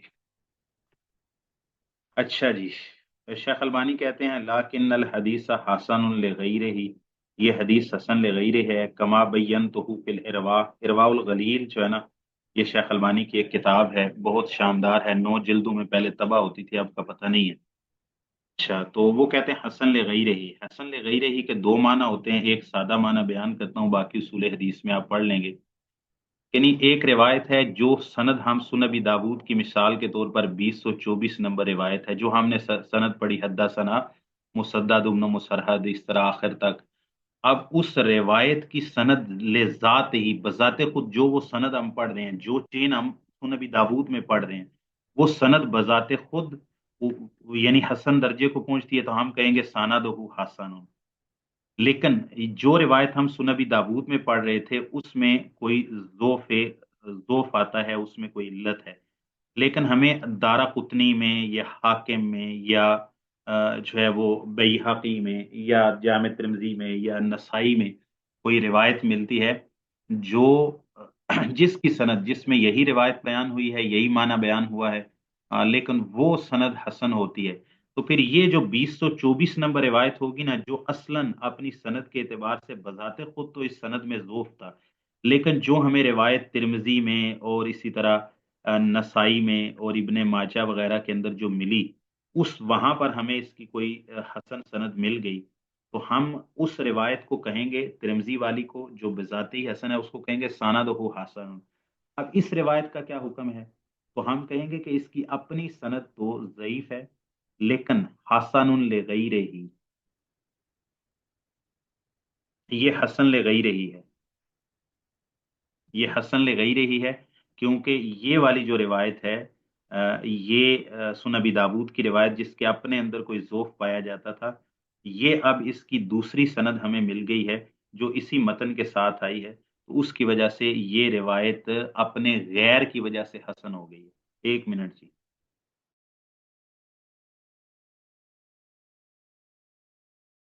سوال کر رہے تھے جی. یعنی متن ایک جیسا ہو اور سند الگ الگ ہو تو پھر اس کو ہم کہیں گے حسن لغیری. میں بتاتا ہوں، دیکھیں شیخ یہ دوبارہ بتا دیں ذرا ساری تفصیل پلیز. اچھا، اس طرح ہے کہ ایک روایت ہے، ہم پڑھتے ہیں مثال کے طور پر، میں یہاں سے ہی آپ کو بتاتا ہوں. اچھا، یہ نا جو 4 نمبر روایت ہے، 4 نمبر روایت آگے جو آ رہی ہے، تابع بین الحج والعمرۃ، یعنی ہماری کتاب میں 2400 جو 58 نمبر ہے. آپ دیکھیں شیخ البانی رحمہ اللہ نے اس کے نیچے کیا لکھا ہے. شیخ البانی لکھتے ہیں اسنادہ حسن، مطلب کیا کہ یہ جو حدیث، یہ جو روایت آئی ہے تابعو بین الحج والعمرہ، جو یہاں حوالہ دیا گیا ہے، اس کی سند جو جس کتاب سے یہ لی گئی ہے اور جس کی تخریج کی گئی ہے، اس کی سند بذات ہی خود حسن ہے، یہ اس کی سند حسن درجے کو پہنچتی ہے۔ والحدیث صحیح، لیکن یہ متن دیگر اسانید کو شامل کر کے یہ متن صحیح کے درجے کو پہنچ جاتا ہے، ٹھیک ہے۔ لیکن یہ والی جو روایت ہے جو جس کو ہم پڑھ رہے تھے فلیعجل والی، اس کی سند میں تو ایک مجہول راوی آتا ہے، جیسے کہ حافظ ابن حجر رحمہ اللہ نے بھی نیچے ہدایت الروات میں لکھا ہے۔ تو حافظ ابن حجر رحمہ اللہ نے کہا ہے کہ اس میں ایک مجہول راوی آتا ہے ابو صفوان نام کا، مہران ابو صفوان، تو وہ سند تو ضعیف ہو گئی، یعنی جب آپ اس سند پر حکم لگائیں گے وہاں پر جا کے سنن نبی داود میں، تو آپ کہیں گے سندہ ضعیف۔ لیکن اس سند کا کوئی دوسری چین سنن نسائی میں، ابن ماجہ میں مثال دے رہا ہوں، مستدرک حاکم میں، دارقطنی میں، بہقی میں، کہیں بھی مسند احمد میں آپ نے تخریج کی تو وہاں اسی متن کے ساتھ فلیعجل فلیستعجل فلیتعجل اسی معنی کی ایک روایت مل گئی رسول اللہ صلی اللہ علیہ وسلم سے، جس کی سند مسند احمد میں حسن تھی، اس میں یہ علت نہیں پائی جاتی تھی، تو پھر ہم کہیں گے کہ یہ والی جو سنن نبی داود کی حدیث ہم پڑھ رہے ہیں، اس کی سند تو ضعیف ہے، اس میں ایک مجہول راوی آ رہا ہے، لیکن اس حدیث، یہ بذات خود یہ حدیث حسن درجے کو پہنچتی ہے، تو اس ابو داود والی روایت کو ہم کہیں گے حسن لغیرہ، کہ یہ بذات خود تو اس میں ایک علت پائی جا رہی تھی، لیکن مسند احمد کی ایک اور چین اور طریق کی وجہ سے اب یہ لغیرہ ہی، یعنی دوسری سند کے ساتھ ملنے سے یہ بھی حسن ہو گئی۔ بات سمجھ گئے ہیں؟ یعنی متن ایک ہے اور سندیں کئی ہیں، تو ہر سند پہ الگ حکم لگائیں گے تو ہم کہیں گے نسائی کی سند تو ضعیف ہے اور سنن ابی داود کی سند بھی ضعیف ہے، لیکن مسند احمد کی سند حسن ہے، لیکن اس پورے متن پر جب ہم حکم لگائیں گے تو ہم کہیں گے کہ اس کا متن حسن درجے کو پہنچتا ہے، ٹھیک ہے۔ تو ایک حسن لغیرہ کا اور بھی معنی ہے، وہ پھر انشاءاللہ آپ کو سمجھایا جائے گا، اس میں علماء کے درمیان اختلاف بھی ہے۔ اچھا جی، بہرحال شیخ البانی کہتے ہیں کہ یہ روایت حسن ہے۔ اچھا، اس روایت سے کیا معلوم ہوتا ہے؟ جو پہلے دن ہم نے بات کی تھی کہ حج کرنا صاحب استطاعت شخص کے لیے علل فور فرض ہے یا کہ اس میں تراخی ہو سکتی ہے، تو امام شافعی علیہ الرحمہ کا یہ موقف تھا کہ یہ فرض ہے اور اس میں تراخی ہے، یعنی انسان اس سال اس پر حج فرض ہوا تھا، استطاعت اور زاد راہ وغیرہ سب، لیکن اس نے اس سال نہیں کیا تو وہ گناہ گار نہیں ہوگا، دوسرے سال بھی نہیں کیا گناہ گار نہیں ہوگا، اپنی موت سے پہلے پہلے وہ فریضہ حج ادا کر لیتا ہے تو اس کو یہ مہلت موجود ہے، جیسے رمضان کے روزے کی قضا میں اگلے رمضان تک کا انسان کے پاس وقت ہوتا ہے، جلدی جتنی جلدی اس کی قضا دے لے تو بہتر ہے، چونکہ وہ اس پر فریضہ ایک لازم ہے، اس پر ایک تلوار لٹک رہی ہے کہ وہ فریضے کو کہیں مس نہ کر دے، لیکن بہرحال اس میں وقت ممتد ہے، آگے اس کا وقت کافی وسیع ہے۔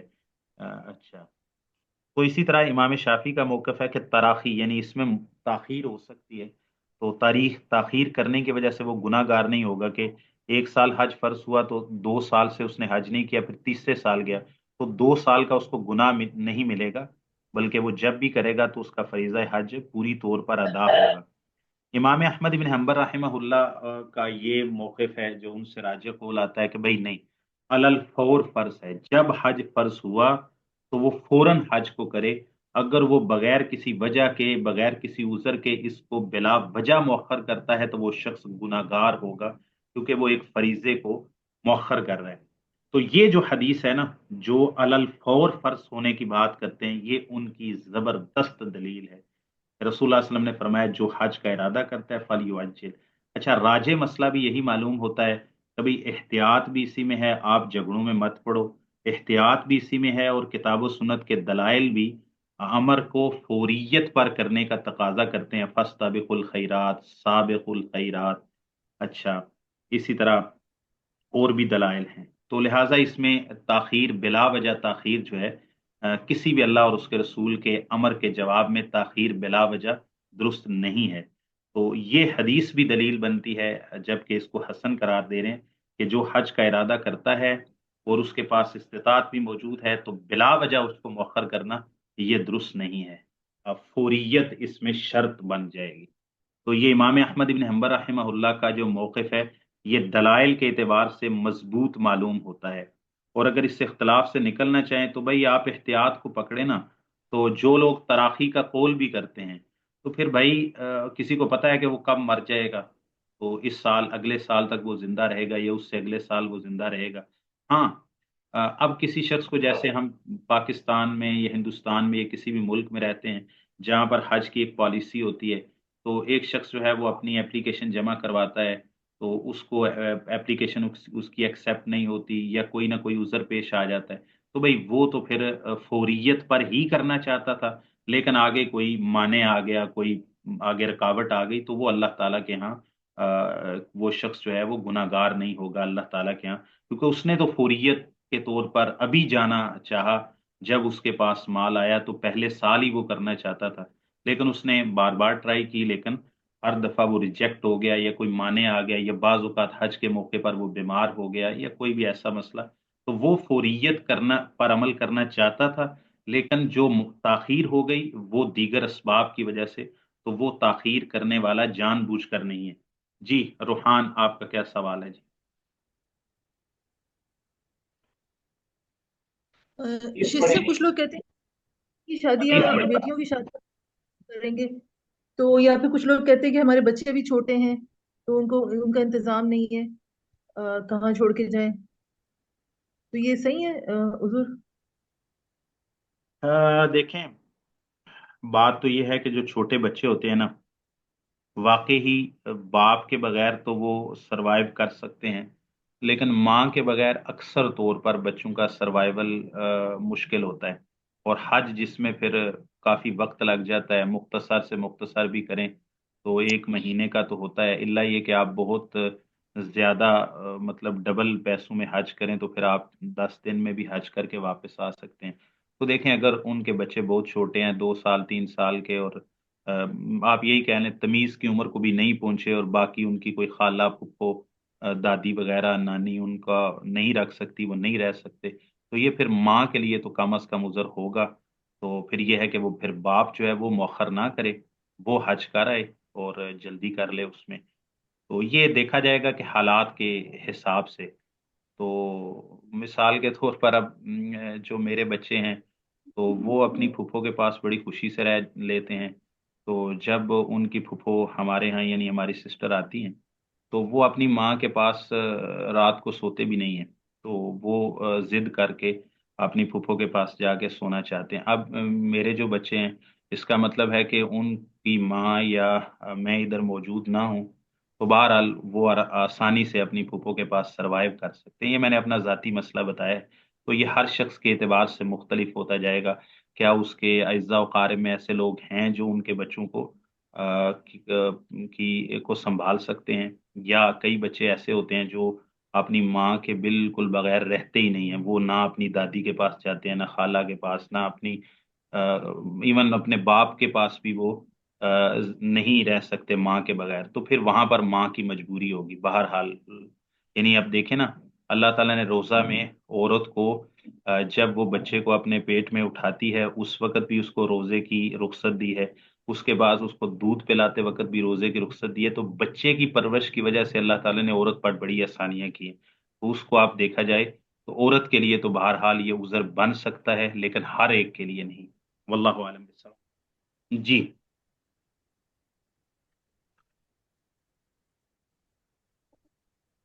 پڑھیں جی حدیث شاباش،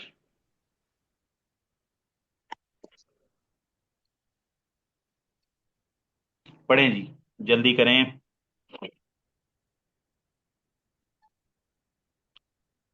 کون پڑھے گا حدیث؟ اعوذ باللہ من الشیطان الرجیم، بسم اللہ الرحمن الرحیم. تابعوا بین الحج والعمرۃ فإنہما ینفیان الفقر والذنوب کما ینفی الکیر. ہوگا سر؟ ہاں، ینفی الکیرو. ینفی الکیر خبث الحدید والذهب والفضة وليس للحجة المبرورة ٹھیک. حجة المبرورة युक्ति सवाब इल्ला जन्नत। हाँ अच्छा जी, देखें क़ाल, आप सल्लल्लाहु अलैहि वसल्लम ने फरमाया, ताबिउ बैन अल हज्ज वल उम्रती, हज्जो उम्रा को पै दर पै करो। तर्जमा क्या होगा? हज्जो उम्रा को, हज और उम्रे को एक दूसरे के आगे पीछे करो, ये तर्जमा है इसका। हज और उम्रे को अगर शुस्ता उर्दू में कहें तो पै दर पै करो, और अगर यानी इसको आसान किया जाए, हज और उम्रे को एक दूसरे के बाद करो, यानी एक दूसरे के पीछे करो। यानी हज किया है तो बाद में उम्रा कर लो, उम्रा किया है तो फिर उसके बाद हज कर लो। ज़ाहिर है एक हज तो फर्ज होगा जो साहिब इस्तिताअत पर, उसके बाद बाकी हज और उम्रा है वो फिर नफली होते जाएंगे पहले हज और उम्रा के अलावा। तो कहा कि इनको यानी बार बार दोहराओ, हज किया है एक साल तो आइंदा उम्रा कर लो, उम्रा किया है तो आइंदा हज कर लो, यानी इनको बार बार करते रहो और एक दूसरे के बाद करते रहो, आगे पीछे करते रहो, इनको पै दर पै करते रहो, ये माना है। ताबिउ, अब लफ्जी तर्जमा करें ना तो पीछे लगाओ हज को उम्रे के और उम्रे को हज के, ठीक है, यानी हज के बाद उम्रा करो, उम्रा के बाद हज करो, तो एक दूसरे के पीछे, एक एक के बाद दूसरा, दूसरे के बाद पहला, ऐसे इनको आपस में एक साइकिल चलता रहे। ताबिउ बैनल हज वल उम्रती, हज व उम्रा को एक दूसरे के पै दर पै करो। फ़इन्नहुमा, पस बेशक वो दोनों, यनफ़ियान, खत्म कर देते हैं, मिटा देते हैं, अल फ़क्र, फ़क्र फाका को, वज़ुनूबा, ये दुनीवी फ़क्र हो गया, वज़ुनूबा और गुनाहों, ये दोनों गुनाहों को और फक्र फाका को मिटा देते हैं, खत्म कर देते हैं, कम कर देते हैं। कमा, जैसा कि यनफी, खत्म कर देता है, अलकीरो, बट्टी, आग की बट्टी होती है ना, अच्छा इसका माना धुनकनी भी किया जाता है। वो पाइप जिसके साथ फूंक मारते हैं और फिर उससे आग भड़कती है भट्टी के अंदर। तो शेख उबैदुल्लाह मुबारकपुरी साहब ने कहा है कि इसका असल माना मा यनफुखु फीहिल हद्दाद, ये उस पाइप को कहते हैं धुनकनी, इसका उर्दू में तर्जमा किया जाता है, जिसमें हद्दाद लोहार फूंक मारता है आग को भड़काने के लिए, ठीक है, तो इसको कीर कहते हैं। तो एक माना ये भी किया कि भट्टी जिसमें आग जलाई जा रही है उसी को ही कीर कहते हैं। तो एक ये है कि एक दूसरे के ऊपर बोला जाता है, तो मैंने दोनों तर्जमे कर दिए। कमायन फिल कीरो, जैसे कि आग की भट्टी या धुनकनी खत्म कर देते हैं, खाबत अल हदीदी वज़्ज़हाबी वल फिज़्ज़ती, सोने चांदी और लोहे की मैल कुचैल को। जब सोने को आग में पिघलाया जाता है, चांदी को, तो फिर उसमें ज़ाहिर है तेजाब और उसके ऊपर केमिकल लगाते हैं, तो वो फिर उसमें जो भी मिलावट होती है वो सारी की सारी उससे साफ हो जाती है और वो बिल्कुल खालिस हो जाता है। तो वो आग ही, आग की भट्टी सबब बनती है, जब वो पिघलता है, वो लिक्विड सूरत इख्तियार करता है, तो फिर उसमें से सारे का सारा जो मैल और तिलछट होती है वो निकल जाती है। तो जिस तरह सोने और चांदी और लोहे की मैल कुचैल को आग खत्म कर देती है, उसको खालिस कर देती, इसी तरह हज और उम्रे को पै दर पै करना और हज और उम्रा इंसान के गुनाहों को और फक्र फाका को इस तरह निकाल के बाहर फेंक दे। वलैसा लिल हज्जतिल मबरूरत सवाबुन, और हज मबरूर का नहीं है कोई सवाब, इल्लल जन्नत, तू भी पढ़ सकते हैं और इल्लल जन्नत ता भी पढ़ सकते हैं, सिवाय जन्नत के। अच्छा, हज मबरूर किसको कहते हैं? इसका तर्जमा हमने कहा मकबूल हज। फिर इसकी वजाहत हमने पहली हदीस में कर दी थी कि मबरूर से मुराद बिर से निकला है, और बिर से मुराद कि वो हज जिसमें दो तीन शराइत हों। नंबर एक, इखलास, हज मबरूर के लिए पहली शर्त है कि इखलास हो। दूसरी शर्त यह है सुन्नत के मुताबिक हो, और तीसरी इसमें शर्त यह है कि इंसान मासियत और फोश عملی یا گوئی، اس سے اپنے آپ کو محفوظ رکھے، اور اسی میں پھر آپ جدال بھی لے سکتے ہیں، لڑائی جھگڑا۔ تو یہ 3-4 شرائط جس حج میں پائی جائیں، نمبر 1 اخلاص، دوسرا سنت کے مطابق، ٹھیک ہے، اور خذو انی مناسککم، رسول اللہ صلی اللہ علیہ وسلم نے حجۃ الوداع میں کہا کہ مجھ سے اپنے حج کے طریقے سیکھ لو۔ تو اسی طرح رسول اللہ صلی اللہ علیہ وسلم کی سنت کے مطابق حج ہو، بندہ اس میں ایسے عمل نہ کرتا رہے کہ اپنی مرضی سے ہی جہاں طواف کرنا ہے اس کو آگے پیچھے کرتا رہے، اور تعداد میں اور جو بھی اس کے درمیان رسول اللہ صلی اللہ علیہ وسلم نے حج کے جو مناسک بیان کیے تو اس میں مخالفت نہ کرے، اس میں معصیت نہ ہو، یعنی کبیرہ گناہ بھی نہ ہو، صغیرہ گناہ بھی نہ ہو، کوشش کرے اس بات کی، فحش کوئی عمل نہ کرے اور فحش کوئی بھی نہ کرے، ٹھیک ہے، اور جدال، کسی کے ساتھ لڑائی جھگڑا، کسی کو تکلیف دینا، یعنی ان ساری چیزوں سے جو حج بندے کا پاک ہوگا، یعنی معصیت اور جدال سے، اور اخلاص اور سنت اس میں شامل رہیں گے، تو وہ حج مبرور، حج مقبول ہوگا۔ یعنی اس کا لفظی ترجمہ کریں گے حج مقبول۔ اب حج مقبول کی شرائط کیا ہیں، کس کو حج مقبول یا مبرور کہیں گے؟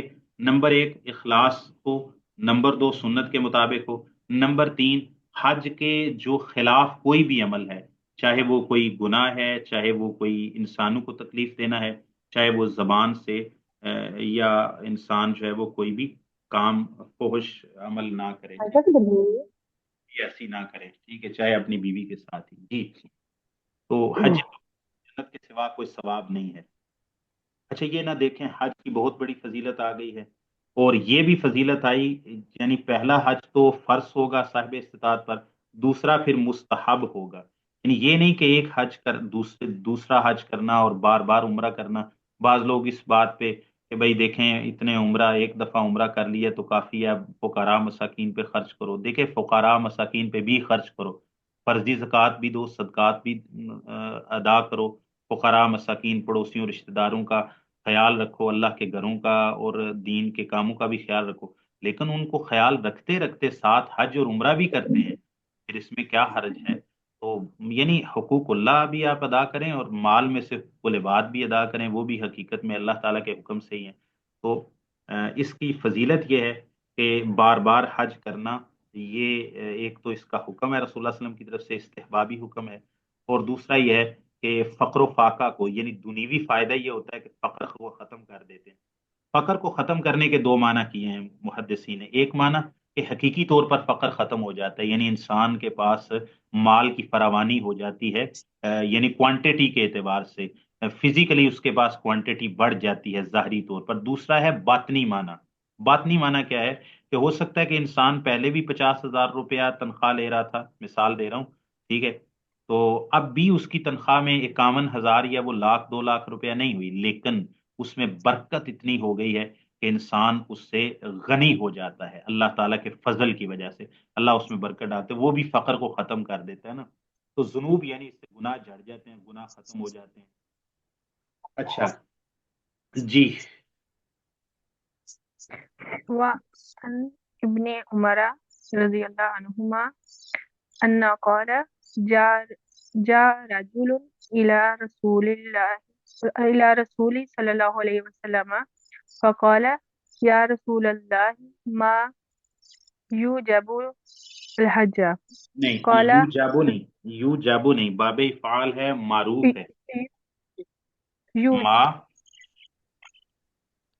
ما یوجب ہاں شابش، ما یو جیبو، جی آگے، ما یوجب الحج قال الزاد ہاں الزاد آگے آ گیا، والراحلۃ اگلے صفحے پر ہے، ہاں والراحلۃ۔ جی۔ اچھا جی، دیکھیں حج فرض ہے، تو حج کے فرض ہونے کے لیے شرط کیا ہے جی؟ مطلب کس شخص پہ حج فرض ہے، اس کا ضابطہ کیا ہے، اس کا ضابطہ کیا ہے؟ سیدنا عبداللہ ابن عمر رضی اللہ تعالیٰ عنہما سے مروی ہے، انہو قال، اس کے ساتھ ہا ضمیر جو ہے وہ مسنگ ہے، انہو قال، بے شک انہوں نے کہا، جاء رجل، ایک آدمی آیا، الی رسول اللہ صلی اللہ علیہ وسلم، فقال، اس نے کہا، یا رسول اللہ، اے اللہ کے رسول، ما یہ مبتدا ہو جائے گا، یوجب الحجہ اس کی خبر ہوگا، اور جملہ اسمیہ انشائیہ ہوگا کیونکہ ما استفہام کے لیے ہے۔ ما یوجب الحجہ، کون سی چیز حج کو واجب کرتی ہے، لازم کرتی ہے بندہ مسلمان پر؟ تو آپ نے فرمایا الزاد والراحلۃ، زاد راہ کا انسان کے پاس ہونا، والراحلۃ اور سواری کا ہونا، دو چیزوں سے ایک بندہ مومن پر حج فرض ہو جاتا ہے بنیادی طور پر۔ ایک اس کے پاس اخراجات موجود ہوں، یعنی حج کے لیے سفر پر جانا ہے، تو ذات کا کل بھی ہم نے ترجمہ کیا تھا، ایک بھائی نے پوچھا بھی تھا، تو بھئی ذات سے مراد کھانا پینا نفقہ اخراجات جو آپ نے وہاں پر کرنے ہیں، تو اپنے خرچ کے سارے آپ کے پاس وسائل ہوں۔ اور الراحلہ سے مراد سواری، سواری۔ اچھا، راحلہ سے ذات میں تو وہ چیزیں آ گئی، اب راحلہ سے مراد وہ سواری جو اس وقت انسان کے پاس اپنی ہوتی تھی، اس کے پاس اپنا اونٹ موجود ہے جو اس کو وہاں تک پہنچا دیتا ہے، یا پھر بالاجارہ تھے۔ ایک اب جو لوگ چاہتے ہیں، کسی کے پاس بھی اپنی سواری نہیں ہوتی الا کہ جو بائی روڈ چاہتے ہیں اور قرب و جوار میں رہتے ہیں مملکہ کے، تو باقی لوگ تو اجارہ کے طور پر جاتے ہیں نا، وہ یعنی ٹریول ایجنسی والوں کو اور ان کو یعنی ہوائی جہاز کی کمپنی کو پیسے پے کرتے ہیں کہ بھائی اتنے ٹکٹ کے پیسے ہیں، وہ ان کو یہاں سے لیتے ہیں اور وہاں چھوڑ دیتے ہیں۔ تو وہ راحلہ میں وہ بھی آ جائے گا جو انسان کی اپنی ملکیتی سواری ہو، یا وہ کرائے پر لے کے جا رہا ہے، چاہے وہ زمینی کوئی سیارہ ہے، یا پھر سیارہ گاڑی کا سیارہ ہے، یا جو طائرہ ہے، یا پھر جو ہے وہ کوئی بحری جہاز ہے، تو وہ سب اس میں آ جائے گا جس کی انسان کے پاس قدرت موجود ہے۔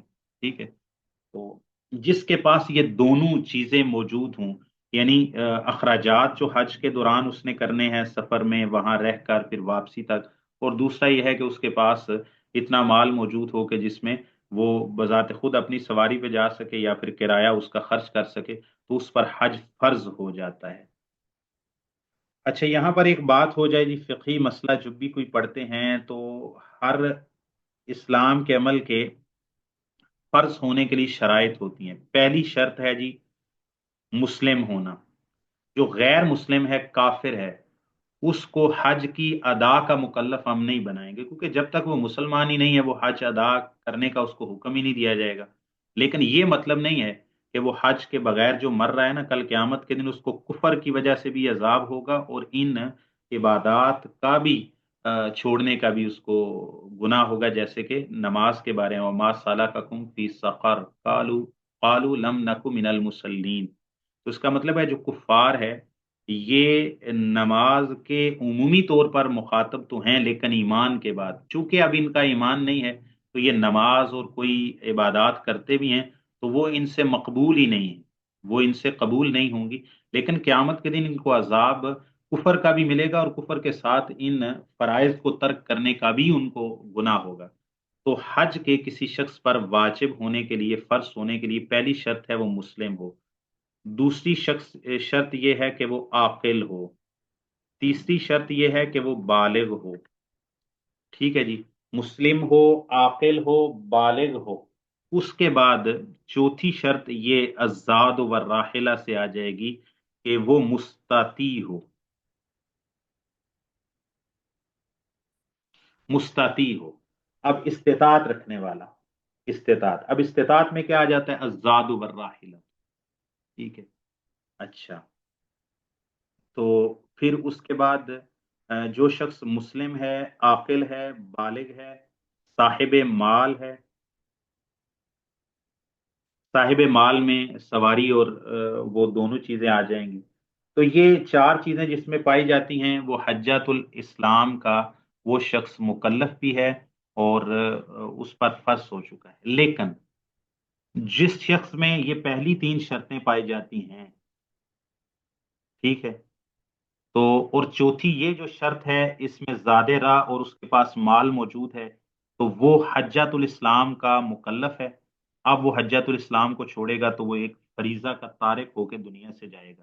لیکن اب یہ جو مستطیع ہے، آگے آیا وہ قادر ہے बिल बादानी, यानी बजाते खुद हज करने का कादिर है या कि नहीं, या बिल माली। फिर कुदरत दो तरह की हो जाती है। एक शख्स बजाते खुद हज करने का, यानी उसके पास माल भी है, ज़ादेरा भी है, और साथ साथ उसके पास सेहत भी है, वो सफर करने की इस्तिताअत भी रखता है, सफर पे जा सकता है फिजिकली तौर पर, तो माल भी उसके पास मौजूद है और साथ वो बदनी तौर पर बजाते खुद फरीज़ा हज अदा कर सकता है, तो ये बजाते खुद अदा करेगा। एक दूसरा शख्स है जो माल तो उसके पास है, माली कुदरत तो है, इस एतबार से ज़ादे राह वगैरह की इस्तिताअत के एतबार से वो मालदार है, लेकिन वो बहुत बूढ़ा है, ज़ईफ है, और वो सफ़र नहीं कर सकता मेडिकल इशू की वजह से और बुढ़ापे की वजह से या किसी भी वजह से, तो फिर वो शख्स बदल के साथ हज बदल करवाएगा, वो हज बदल करवाएगा। जो माल और बदन दोनों के साथ कुदरत रखता है वो बजाते खुद हज करेगा, ठीक है, बाकी तीनों शराइत के साथ। लेकिन जिसके बंदे के पास बदनी तौर पर बजाते खुद हज में शिरकत का इस्तिताअत नहीं है, बीमार होने की वजह से, मेडिकली इश्यूज होने की वजह से, एक शख्स जो है वो गुर्दे का मरीज है, उसके डायलिसिस होते हैं और इस तरह, या उसको कोई जिस्मानी माजूरी लाहिक है जिसकी वजह से वो सफ़र कर ही नहीं सकता, बावजूद इसके कि आजकल सफरी सहूलियात बढ़ी हैं, या वहां पर जाके वो मनासिक की पूरी तौर पर अदा नहीं कर सकता क्योंकि हज एक मशक्क़त वाला काम है, तो फिर वो हज बदल करवाएगा, और हज बदल के ऊपर हम बात पहले कर चुके हैं। अच्छा, तो ये बात है। एक और भी शेख इब्न उसैमीन ने एक बड़ी खूबसूरत बात शरहुल मुमती अला ज़ादिल मुस्तक़नी में फरमाई है। अच्छा, वो कहते हैं कि भाई एक शख्स जो है वो माल माल की तो ताकत नहीं है, लेकिन बदनी तौर पर वो हज पर जा सकता है। मिसाल इसकी, सुभान अल्लाह, शेख इब्न उसैमीन कमाल हैं जी, माशा। कहता मैं, एक शख्स मक्का में रहता है, मक्का में रहता है, अब उस शख्स को हज करने के लिए कोई ज्यादा माली वसाइल की जरूरत नहीं है, ठीक है, और वो है भी मुसलमान भी है, आकिल भी है, बालिग भी है, और बदनी ताकत भी रखता है, और उसको कोई मजबूरी भी नहीं है जो माने हो, तो मक्का में रहता है, तो उसके लिए तो वो पैदल भी जा सकता है, यानी बैतुल्लाह में आएगा, तवाफ करेगा, साई करेगा, और उसके बाद वो मिना चला जाएगा, अराफात चला जाएगा, मुजदलिफा चला जाएगा। तो ऐसे शख्स पर भी हज फर्ज है। क्यों? क्योंकि जिस पोजीशन में वो है वहां पर तो उसको ज़ादे राह वगैरह की कोई ज्यादा जरूरत ही नहीं है, ज़ादे राह वगैरह की जरूरत ही नहीं है। एक और सूरत भी शेख इब्न उसैमीन ने बयान की है, सुभान अल्लाह, बड़ी वुसअत है शेख इब्न उसैमीन ने, तफरी बड़ी करते हैं, तफरी। ये तफरी वो नहीं है, ये तफरी का मतलब होता है यानी मसाइल से आगे शाखें निकालना, यानी वो बास को फैलाते हैं, इसको कहते हैं तफरी, फरा से निकला है।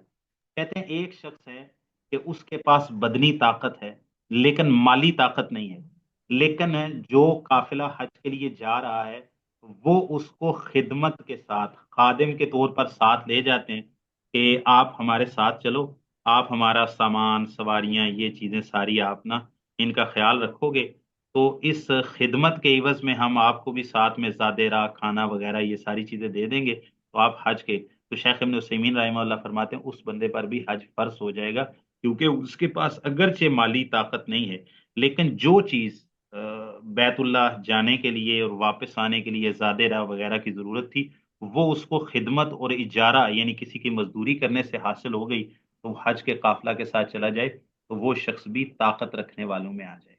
और भी बड़ी माशाल्लाह बहूस है।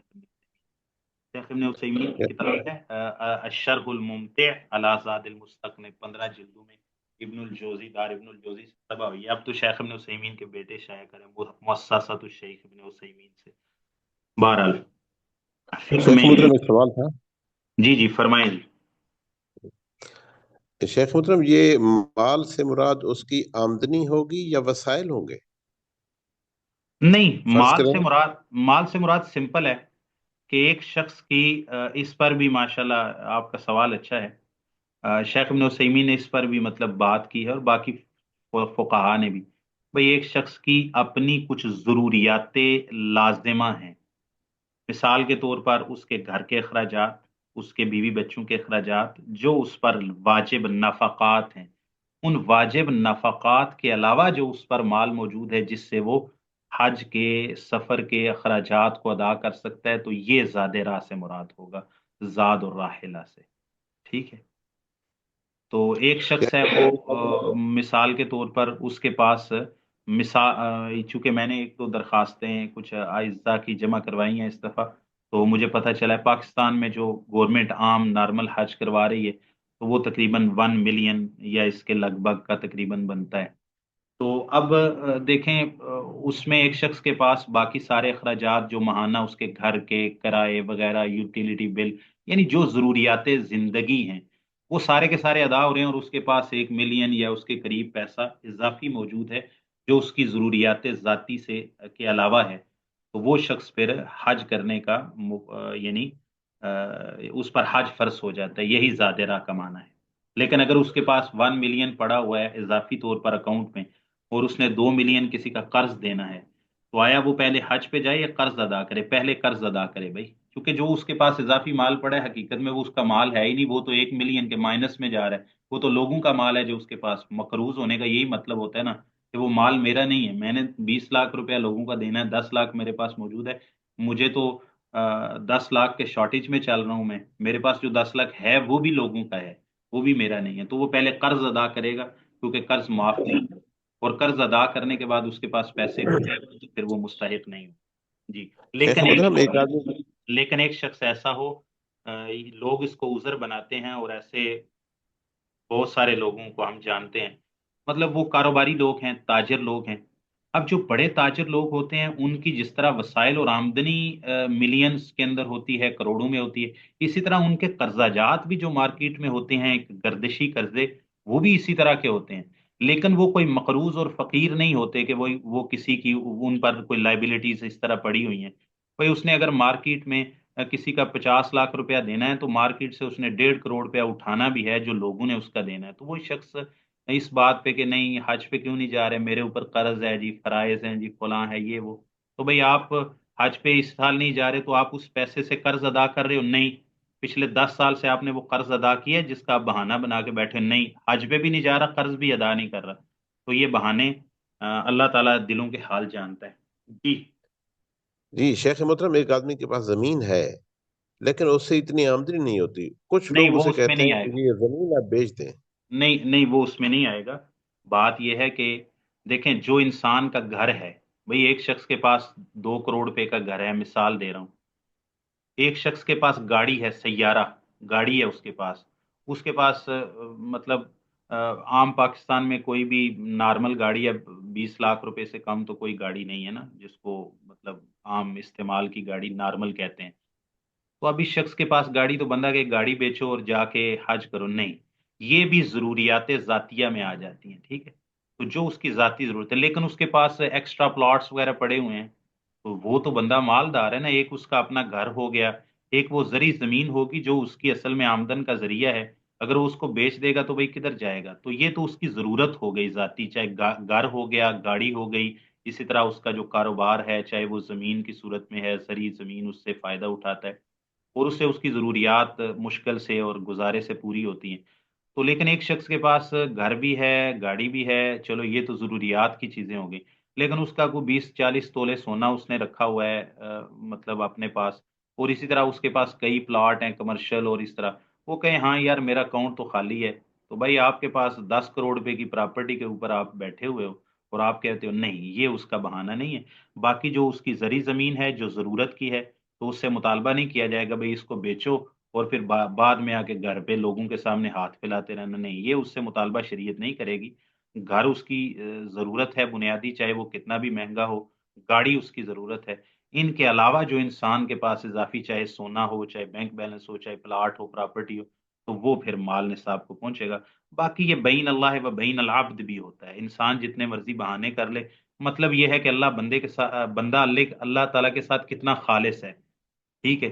تو وہ خود سوچے کہ میری کوئی مجبوری بنتی بھی ہے کہ نہیں بنتی. جی. بیٹیوں کی شادی، جی.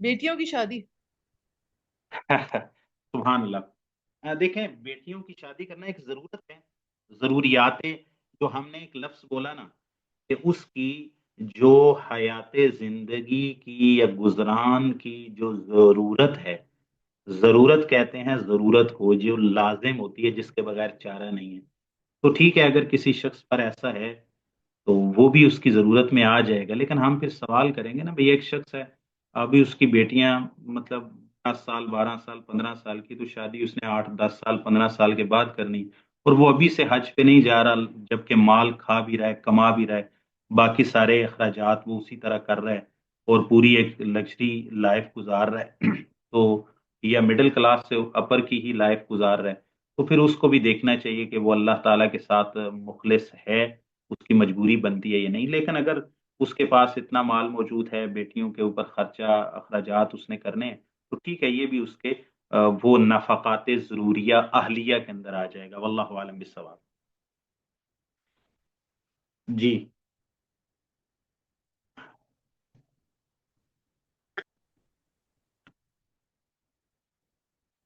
جی عطا اللہ سومرو صاحب۔ السلام علیکم شیخ محترم، آپ نے مجھے پرسنل میں میسج کیا کہ آپ لائیو لیتے ہیں یا آف لائن، تو تقریباً الحمدللہ 5 میں سے 4 کلاسیں میں نے 1 گھنٹہ یا اس سے کم لائیو بھی لی ہے زوم پر۔ ٹھیک ہے ماشاءاللہ، میں نے سب لوگوں کو ہی میسج کیا تھا، ایک تو اپنے پاس ریکارڈ رکھنے کے لیے اسٹوڈنٹس کا، اور دوسرا یہ ہے کہ ذرا طلباء کے ساتھ رابطہ رہے تو وہ تھوڑے بیدار اور متنبع رہتے ہیں۔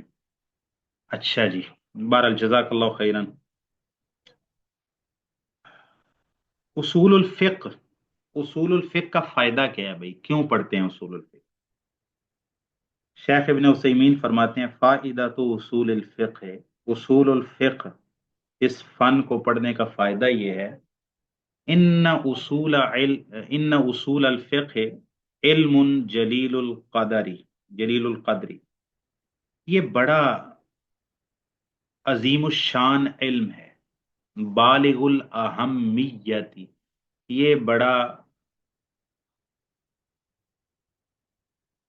خاص اہمیت والا ہے، غزیر الفائدتی، بہت زیادہ فائدے والا ہے، فائدہ تو یعنی یہ جو علم ہے بڑا جلیل القدر علم ہے، بڑی زیادہ اہمیت والا ہے اور بہت زیادہ فائدے والا ہے۔ فائدہ تو اس کا فائدہ پھر کیا ہے؟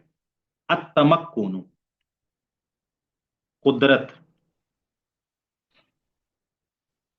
من حصول التمکن من حصول قدرت یستطیع بها استخراج الاحکام الشرعیت من ادلتها على اسس سلیمہ، انسان کا قدرت پانا، قدرت حاصل کرنا، خوب مضبوطی اور قدرت حاصل کرنا، ایسی قدرت یستطیع بہا جس قدرت کے ساتھ بندہ طاقت رکھتا ہے، استخراج الاحکام الشرعیت، شرعی احکام کا استخراج کرنے کا، استنباط کرنے کا، من ادلتہا ان کے دلائل سے، علی اسس سلیمہ بڑی مضبوط بنیادوں پر، سلیم اور سلامت بنیادوں کے اوپر، اس کی بنیادیں سلامت ہوتی ہیں، مضبوط ہوتی ہیں، کچی اور کمزور نہیں ہوتی۔ یعنی اس کا فائدہ اگر عام لفظوں میں بیان کیا جائے تو انسان کے پاس ایسا ملکہ اور قدرت حاصل ہو جاتی ہے اصول الفقہ کو پڑھنے سے کہ انسان ادلہ شرعیہ کتاب و سنت سے احکام شرعیہ کے استنباط پر پوری قدرت پا لیتا ہے، ایسا ملکہ حاصل کر لیتا ہے کہ جو اس کا ملکہ اور قدرت اور استخراج کا طریق ہوتا ہے نا، وہ مضبوط بنیادوں پر ہوتا ہے، صحیح اور درست بنیادوں پر ہوتا ہے، غلط بنیادوں پر نہیں ہوتا۔ ٹھیک ہے جی، ہم اس کی ایک مثال دیتے ہیں جی، الاقوال تتضح بالامثال، باتیں مثالوں سے واضح ہوتی۔ مثال کیا ہے جی؟ خبر متواتر، کچھ اصولی کہتے ہیں خبر متواتر قطعیت، یقین کا فائدہ دیتے ہیں، जबकि जो खबर वाहिद है या खबर वाहिद है, कहते हैं ये ज़न का फ़ायदा देती है, इससे कोई कतईयत और यकीन हासिल नहीं होता। तो लिहाजा हमारे सामने जब कोई खबर मुतवातिर आएगी तो हम अपने ईमानियात, अकायद, इसको ताई समझ लें, ईमानियात और फ़राइज़, ये खबर मुतवातिर से हासिल करेंगे। कि कोई चीज़ फ़र्ज होती है तो उसके लिए भाई खबर मुतवातिर होना शर्त है। कोई फलां काम फ़र्ज है, दलील क्या है? हदीस। यानी चलो कुरान मजीद तो सारा ही सभी उसको मुतवातिर मानते हैं ना, बात हदीस की कर रहे हैं। तो अगर तो जिस काम को आप फर्ज कह रहे हैं, अगर उसकी दलील उनके नजदीक हदीस मुतवातिर है जो तवातुर के दर्जे को पहुंचती है, उसकी भी एक इस्तिलाह बनाई है जिसकी आज तक ना किसी को समझ आ सकी है ना कोई समझा सका है, मंतकियों और फलसफियों और यूनानियों से लिए। अच्छा, उसका मजीद पोस्टमार्टम पढ़ना हो तो आप शेख सनाउल्लाह ज़ाहदी साहब की एक किताब छप कर आई है, अहादीस सहीहैन बैन ज़न्न वल यकीन। अच्छा, तो बहरहाल वो कहते हैं कि भाई खबर मुतवातिर है ना, ये अहलुर राय वल क़ियास, फिक़्ह अहल इराक़ वालों का ये उसूल है। कहते हैं हम किसी चीज़ को अकायद में उस वक़्त शामिल करेंगे, अकीदा साबित होगा हदीस मुतवातिर से, ये हमारा उसूल है। नंबर 2, जब किसी चीज़ को शरीयत में हम फ़र्ज कहेंगे कि ये काम फ़र्ज है, तो उसके लिए खबर मुतवातिर, हदीस मुतवातिर का होना ज़रूरी है।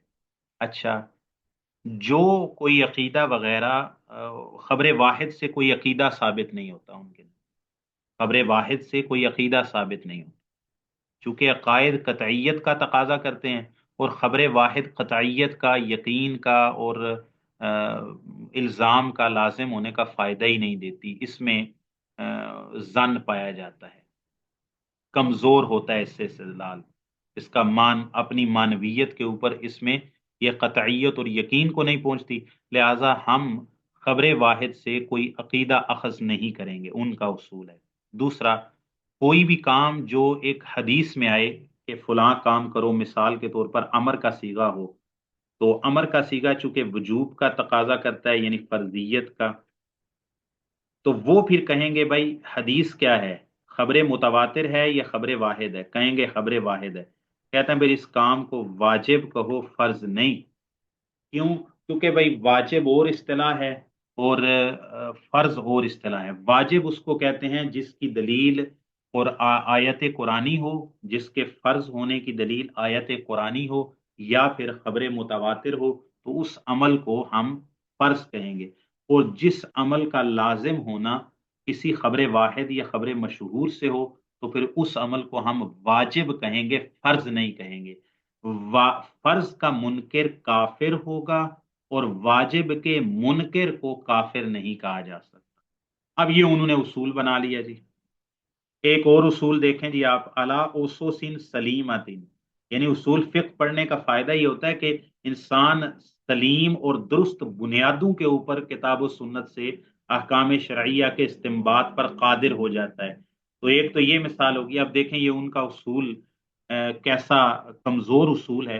इसकी बुनियाद पर आप सही बुखारी के शुरू से हो जाएं, बहुत चंद हदीस हैं, शायद चंद सौ भी नहीं बनती, जिनको मुतवातिर की इन उसूलियों की शराइत पर मुतवातिर साबित किया जा सके। तो भाई बाकी सही बुखारी के अंदर चंद अहादीस को, चंद दर्जन अहादीस को छोड़कर बाकी सब को तो आपने खबर अहाद में, अखबार अहाद में कर दिया ना।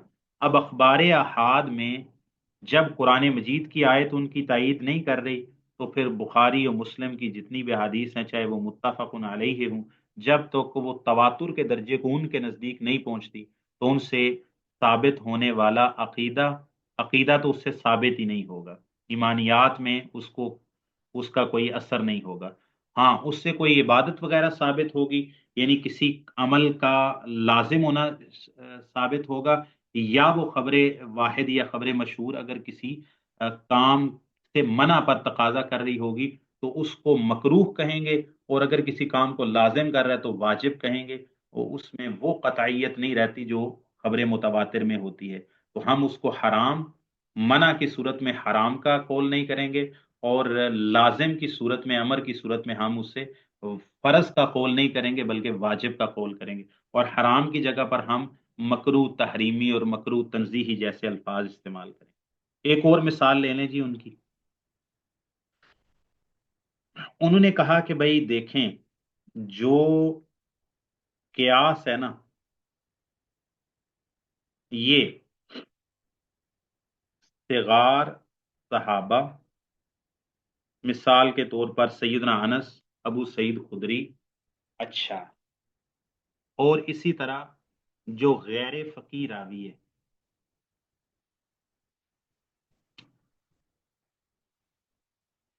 جس حدیث کا کہ راوی صغار صحابہ ہوں اور کبار صحابہ سے وہ مروی نہ ہو، اور وہ ہو بھی خبر واحد یا خبر مشہور، یا اس کا راوی غیر فقیہ ہو، یعنی صحابہ میں بھی کچھ صحابہ ان کے نزدیک فقہا تھے، فتویٰ اور مفتی کے درجے پر فائز تھے، اور کچھ مطلب وہ ان کا فقہ کے ساتھ تعلق نہیں تھا، بس حدیثوں کو میمورائز کیا تو وہ آگے پہنچا دیا، بس وہ حفاظ تھے، فقہا نہیں تھے صحابہ میں۔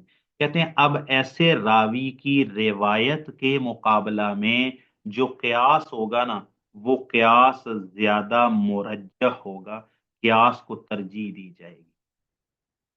یہ اسس سلیمہ کی مذاق کر رہا ہوں کہ اگر بندے کی اصول فقہ میں اگر بنیادیں ہی درست نہیں ہیں، جس پر اس نے کتاب و سنت سے اس نے جو اصول بنائے ہیں وہ اصول ہی اس کے درست نہیں ہیں، تو سارے مسائل کا بیڑا غرق ہوتا جائے گا نیچے۔ مثال اس کی ہم دیتے ہیں جی آپ کے سامنے، صحیح بخاری میں ایک حدیث ہے، اس حدیث کو کہتے ہیں بیع المسرات کی حدیث۔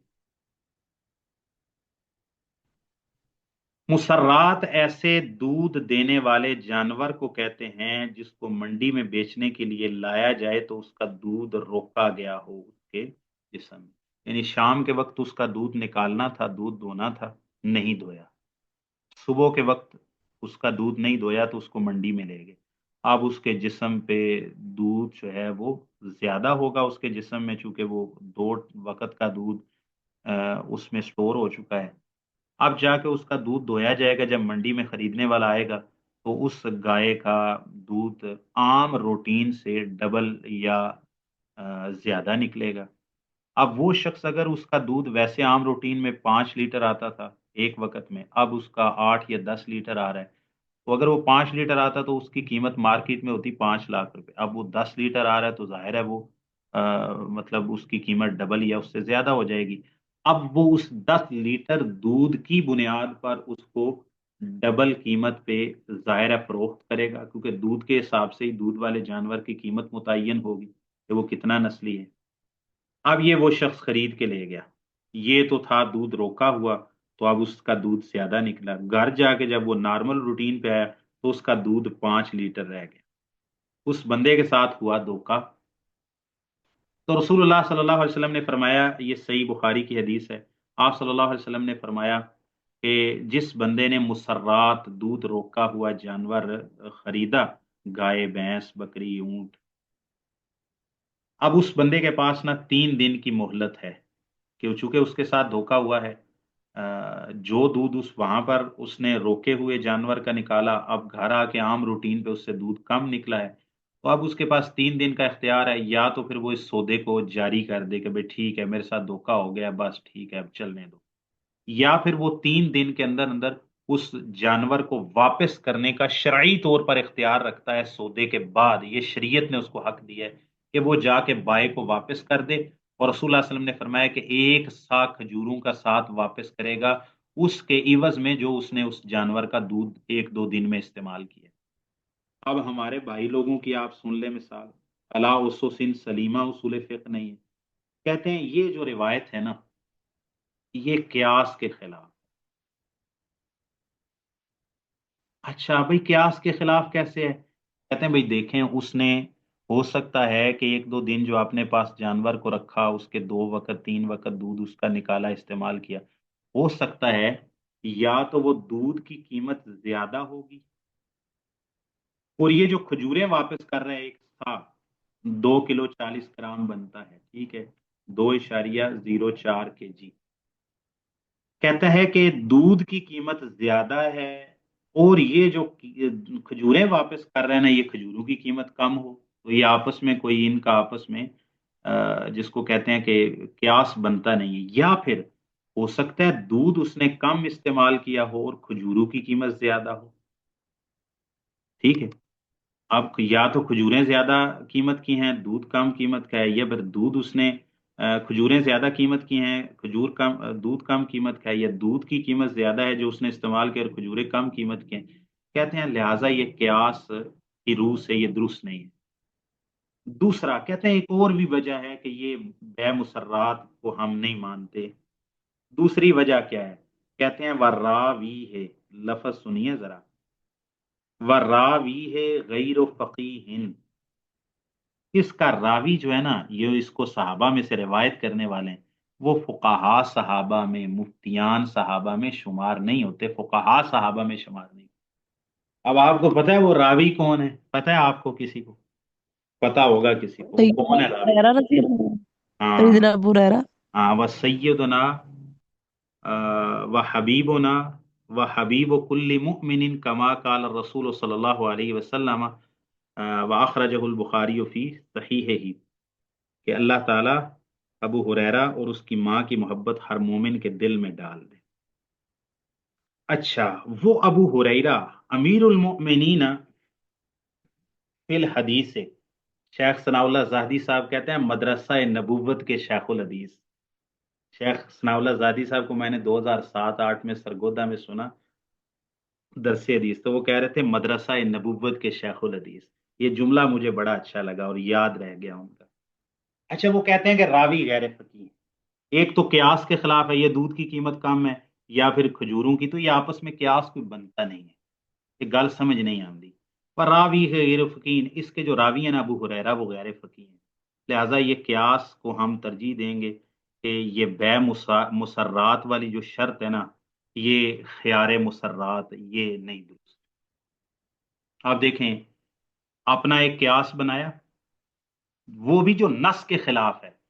بھائی نص کے خلاف قیاس نہیں ہوتا، نص کے خلاف آپ کی عقلیات نہیں چلتی. بابا آپ کیا کر رہے ہو؟ کہاں پھر رہے ہو؟ ٹھیک ہے، وہ نص ہے نبی صلی اللہ علیہ وسلم کی، حدیث صحیح ہے، یا تو اس کی سند پر کوئی اعتراض کرو. حدیث صحیح ہے، صرف صحیح بخاری میں نہیں، تمام کتب حدیث کے اندر موجود ہے. اچھا، تو نص کے خلاف قیاس کر رہے ہیں، کیا ہو گیا آپ کو؟ دوسرا، اپنی طرف سے ایک قاعدہ بنا لیے کہ سیدنا ابو ہریرہ رضی اللہ تعالیٰ غیر فقیہ تھے، انا للہ و انا الیہ راجعون. سیدنا عمر رضی اللہ عنہ کو گورنر بنایا، وہ مدینہ کے گورنر رہے ہیں، قاضی رہے ہیں مدینہ کے، تو غیر فقیہ کو گورنر کیسے بنا سکتے ہیں؟ کیونکہ اس نے لوگوں کے فیصلے کرنے ہیں.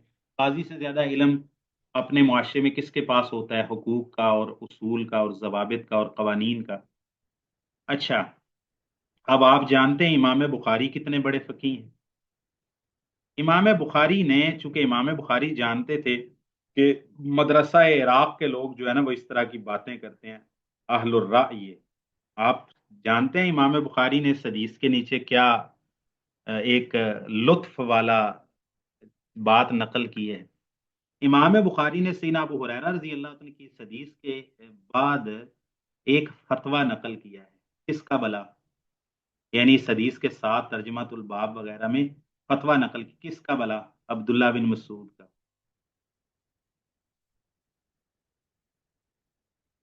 ٹھیک ہے، اب عبداللہ ابن مسعود ہمارے ان اصحاب کے نزدیک، ہمارے ہاں تو ہیں ہی ہیں، لیکن ان اصحاب ہمارے بھائیوں کے نزدیک عبداللہ بن مسعود صحابہ میں سب سے بڑے فقیہ تھے. اور وہ کہتے ہیں کہ بھئی ہماری جو فقہ ہے نا اس کی بنیاد عبداللہ بن مسعود ہیں، اور ان سے پھر یعنی انہوں نے پودا لگایا عبداللہ بن مسعود نے، پھر اس کو جس کو کہتے ہیں پانی دیا حماد بن زید یا حماد بن سلیمان نے. اچھا، پھر اس کو گویا کہ جو ہے نا اس کی فصل کاٹی نعمان بن ثابت ابو حنیفہ رحمہ اللہ نے، اور پھر اس کے جو ہے نا وہ اس کو ہارویسٹ کیا جناب کیا نام ہے ان کا، قاضی ابو یوسف نے، اور پھر اس کے یعنی گندم کو اور اس کی توڑی کو الگ الگ کیا، دانے کو ابو یوسف نے، پھر اس کا آٹا پیس کے روٹی بنائی محمد بن حسن شیبانی نے. تو یہ ہماری سند ہے جی اہل کوفہ اہل عراق کی فقہ کی. تو امام بخاری نے کو چونکہ معلوم تھا یہ اس طرح کے اعتراض کرتے ہیں حدیث ابو ہریرہ پر مسرات، امام بخاری نے عبداللہ بن مسعود رضی اللہ عنہ کا فتویٰ بھی نقل کر دیا صحیح بخاری میں. انہوں نے کہا آپ بتاؤ، وہ جو غیر فقی والی بات کر رہے تھے عبداللہ بن مسعود، آپ تو کہہ رہے ہیں نا ہماری فقہ حنفی کا پودا لگانے والے عبداللہ بن مسعود ہیں، آپ بتاؤ. اب دیکھیں یہ مثال میں نے دی ہے، ہم فقہی مسائل کو ڈسکس نہیں کر رہے. جو جیسے کہ شیخ ابن عثیمین نے کہا تھا نا کہ فقہ کے جو ادلہ تفصیلیہ ہوتے ہیں نا یہ علی سبیل المثال آتے ہیں. تو یہ مثالیں ہم نے دی. ایک قاعدہ بنایا کہ قیاس جو ہے وہ صغار صحابہ یا غیر فقی کی روایت کے مقابلے میں، چونکہ قیاس یقینی چیز ہے کیونکہ اس میں ہم نے اپنا پورا ایک دماغی مشق کی ہے، اس پہ ہمیں یقین ہے. لیکن جو وہ خبر آ رہی ہے، ایک تو خبر واحد ہے، اس پر اس طرح سے قطعیت حاصل نہیں ہوتی، پھر وہ صغار صحابہ کی ہے اور پھر فقہا نہیں ہے جو، تو ان کو وہ حدیث کی فقہ ہو سکتا ہے انہوں نے روایت بالمعنی ایسے بیان کر دی کیونکہ ان میں وہ حدیث کے فہم کا وہ درجہ ملکہ نہیں تھا جو فقہا میں تھا، فقہا صحابہ میں ان کے نزدیک. تو لہٰذا پھر قیاس کو ہی لے لو کیونکہ قیاس تو ہمارے سامنے کی چیز ہے نا، یہ تو ہمارا اپنا الجبرا ہے نا، تو یہ تو ہم خود حل کر رہے ہیں، تو یہ تو ہم نے ایکویشن چونکہ خود بنائی ہے تو لہٰذا اس پر ہمیں یقین ہے. لیکن جو خبر واحد آ رہی ہے ہو سکتا ہے اس میں درمیان میں کوئی راوی ایسا آ گیا ہو، کسی نے اس کو ایسے بیان کر دیا ہو، یا چونکہ صحابی جو بیان کرنے والا راوی ہے اس کو وہ فقی نہیں ہے تو اس نے اس کو اس طرح سے نہ سمجھا ہو تو اپنے لفظوں میں ایسے بیان کر دیا ہو، تو لہٰذا نہیں. اب یہ علی اسس سلیمہ نہیں ہے. نمبر ایک، اس قیاس میں جو انہوں نے کیا اس میں غلطی کہاں ہے؟ نمبر ایک، نص کے مقابلے میں قیاس کر رہے ہیں. نمبر ایک چیز یہ ہے کہ نص کے مقابلے میں قیاس کر رہے ہیں. بھائی نص کے مقابلے میں قیاس نہیں ہوتا، قیاس وہاں ہوتا ہے جہاں نص ہی موجود نہیں ہے. یہاں تو نص آ گئی، اب کھجوروں کی قیمت کم ہے یا دودھ کی کم ہے، بابا آپ کو اس سے کیا لینا؟ نبی صلی اللہ علیہ وسلم کا فرمان ہے، آپ کون ہوتے ہو یہ طے کرنے والے؟ قیاس ہے نہیں ہے، نص کے خلاف قیاس نہیں ہوتا. اچھا، اور ایک بات ہے وہ سخت میں کہنا نہیں چاہتا، قیاس ایک فرد نے کیا تھا، دنیا میں سب سے پہلا فرد تھا جس نے نص کے مقابلے میں قیاس کیا تھا. آپ سمجھ گئے ہوں گے جو میں کہنا چاہتا ہوں. اچھا جی، دوسری بات یہ ہے کہ بھائی خبر واحد کا یہ جو آپ نے گورکھ دھندا بنایا ہے خبر واحد کو رد کرنے کا، ٹھیک ہے، تو یہ آپ کا سارا جو آپ نے قانون بنائے ہیں یہ سارے قانون یونانیوں سے، ارسطوی منطق سے آپ نے حاصل کیے ہیں.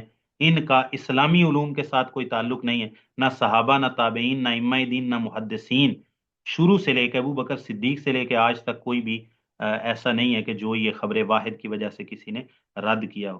قرآن مجید جو ہے وہ بڑا پڑا ہے، اور امام شافعی کی کتاب ہے الرسالہ، اصول الفقہ میں امت مسلمہ کے اندر یہ پہلی مدون کتاب ہے. اس میں امام شافعی علیہ الرحمہ نے حجیت خبر واحد کے اوپر پورا عنوان قائم کیا ہے، اور سبحان اللہ دلائل کے انبار لگا دیے ہیں اس کی حجیت. اور امام بخاری نے بھی خبر واحد اور اخبار احاد کا عنوان قائم کیا ہے صحیح بخاری کے اندر. تو بھائی جو آپ نے خبر واحد اور خبر متواتر کی تقسیم کی، یہ آپ کی تقسیم بھی سلف سے ثابت، یعنی قرآن کے، سنت کے، صحابہ کے، تابعین کے، ائمہ دین، محدثین کے اصولوں کے خلاف ہے. یہ آپ کی بنیاد کمزور ہے. دوسرا یہ ہے کہ یہ جو غیر فقی اور صغار صحابہ اور قیاس وغیرہ اور نص کے مقابلے میں یہ ساری چیزیں کیوں آئی ہیں؟ کیونکہ اصول الفقہ میں ان کے اصول الفقہ ٹھیک نہیں تھے، اصول ٹھیک نہیں ہے، تو اس اصول کی بنیاد پر ہی چونکہ انہوں نے مسائل کتاب و سنت سے اخذ کرنے ہیں، لہذا ان کا یہ مسئلہ بھی خراب ہو گیا، یہ مسئلہ بھی خراب. وَأَوَّلُ مَنْ جَمَعَهُ، یہ یہاں بھی لکھا ہے جی، سبحان اللہ.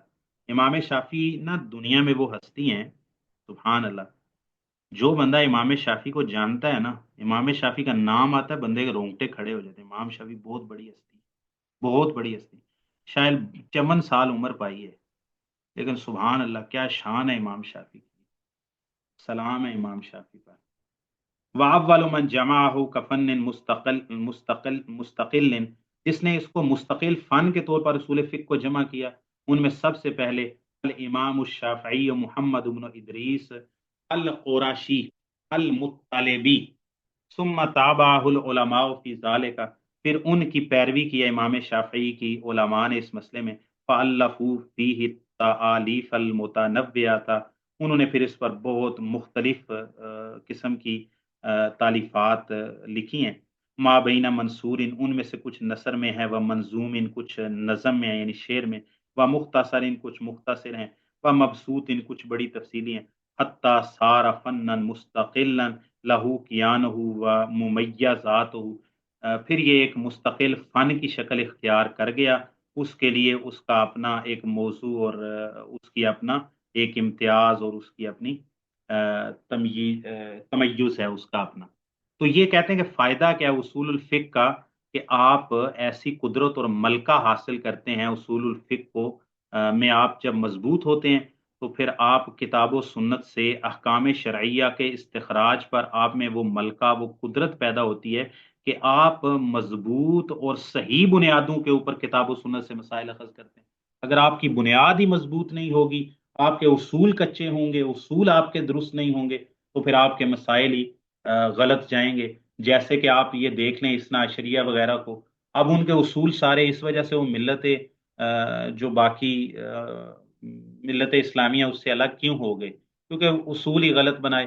انہوں نے کہا کہ بھائی ہم صرف وہ حدیث قبول کریں گے جو اہل بیت کی طرف سے آئے گی، باقی اہل بیت کی طرف سے کوئی کے علاوہ سے کوئی حدیث آئے گی تو بھائی وہ ہمارے مذہب میں حجت ہی نہیں۔ تو لہٰذا اہل بیت سے سیدنا علی سے تو صحیح حدیث مثال کے طور پر 200-250 حدیث مسند احمد کو لیں تو وہ آ گئی، سیدنا حسن سے کچھ حدیث آ گئی، سیدنا حسین سے آ گئی، ٹھیک ہے۔ باقیوں تو وہ اہل بیت مانتے ہی نہیں ہے نا، سیدنا عبداللہ بن عباس کو یا اس کو، باقیوں کو وہ بنو ہاشم مانتے ہیں، اہل بیت نہیں مانتے۔ تو بھائی باقی سارا دین جو سیدنا ابو ہریرہ سے آیا، سیدنا ابو بکر سے آیا، سیدنا عمر سے، سیدنا عثمان سے، اور سیدنا ابو سعید خدری سے، جابر بن عبداللہ سے، عبداللہ بن عمر سے، عمر بن عاص سے، سیدہ عائشہ سے، سیدہ حفصہ سے، جتنی باقی دین کا پورا ذخیرہ ہے، انہوں نے ایک اصول غلط بنا کے سارے دین اسلام کی بنیاد ہی منہدم کر دی اپنے حق میں، ہمارے حق میں نہیں۔ جی، تو اصول درست ہونے چاہیے، بنیاد ٹھیک ہوگی تو بھئی آپ کی عمارت ٹھیک بنے گی، بنیاد ہی آپ کی کچی ہوگی تو بھئی عمارت زیادہ دیر تک قائم نہیں رہے، پھر عمارتیں گر جایا کرتی۔ جی، تو اس لیے عمارت گر گئی ہمارے بھائیوں کی، اور کمزور بنیادوں پر انہوں نے اپنی عمارت بنائی ہے۔ تو بہرحال ٹھیک ہے جی، سبحانک اللہم و بحمدک، اشہد ان لا الہ الا انت، استغفرک و اتوب الیک۔ صدر محترم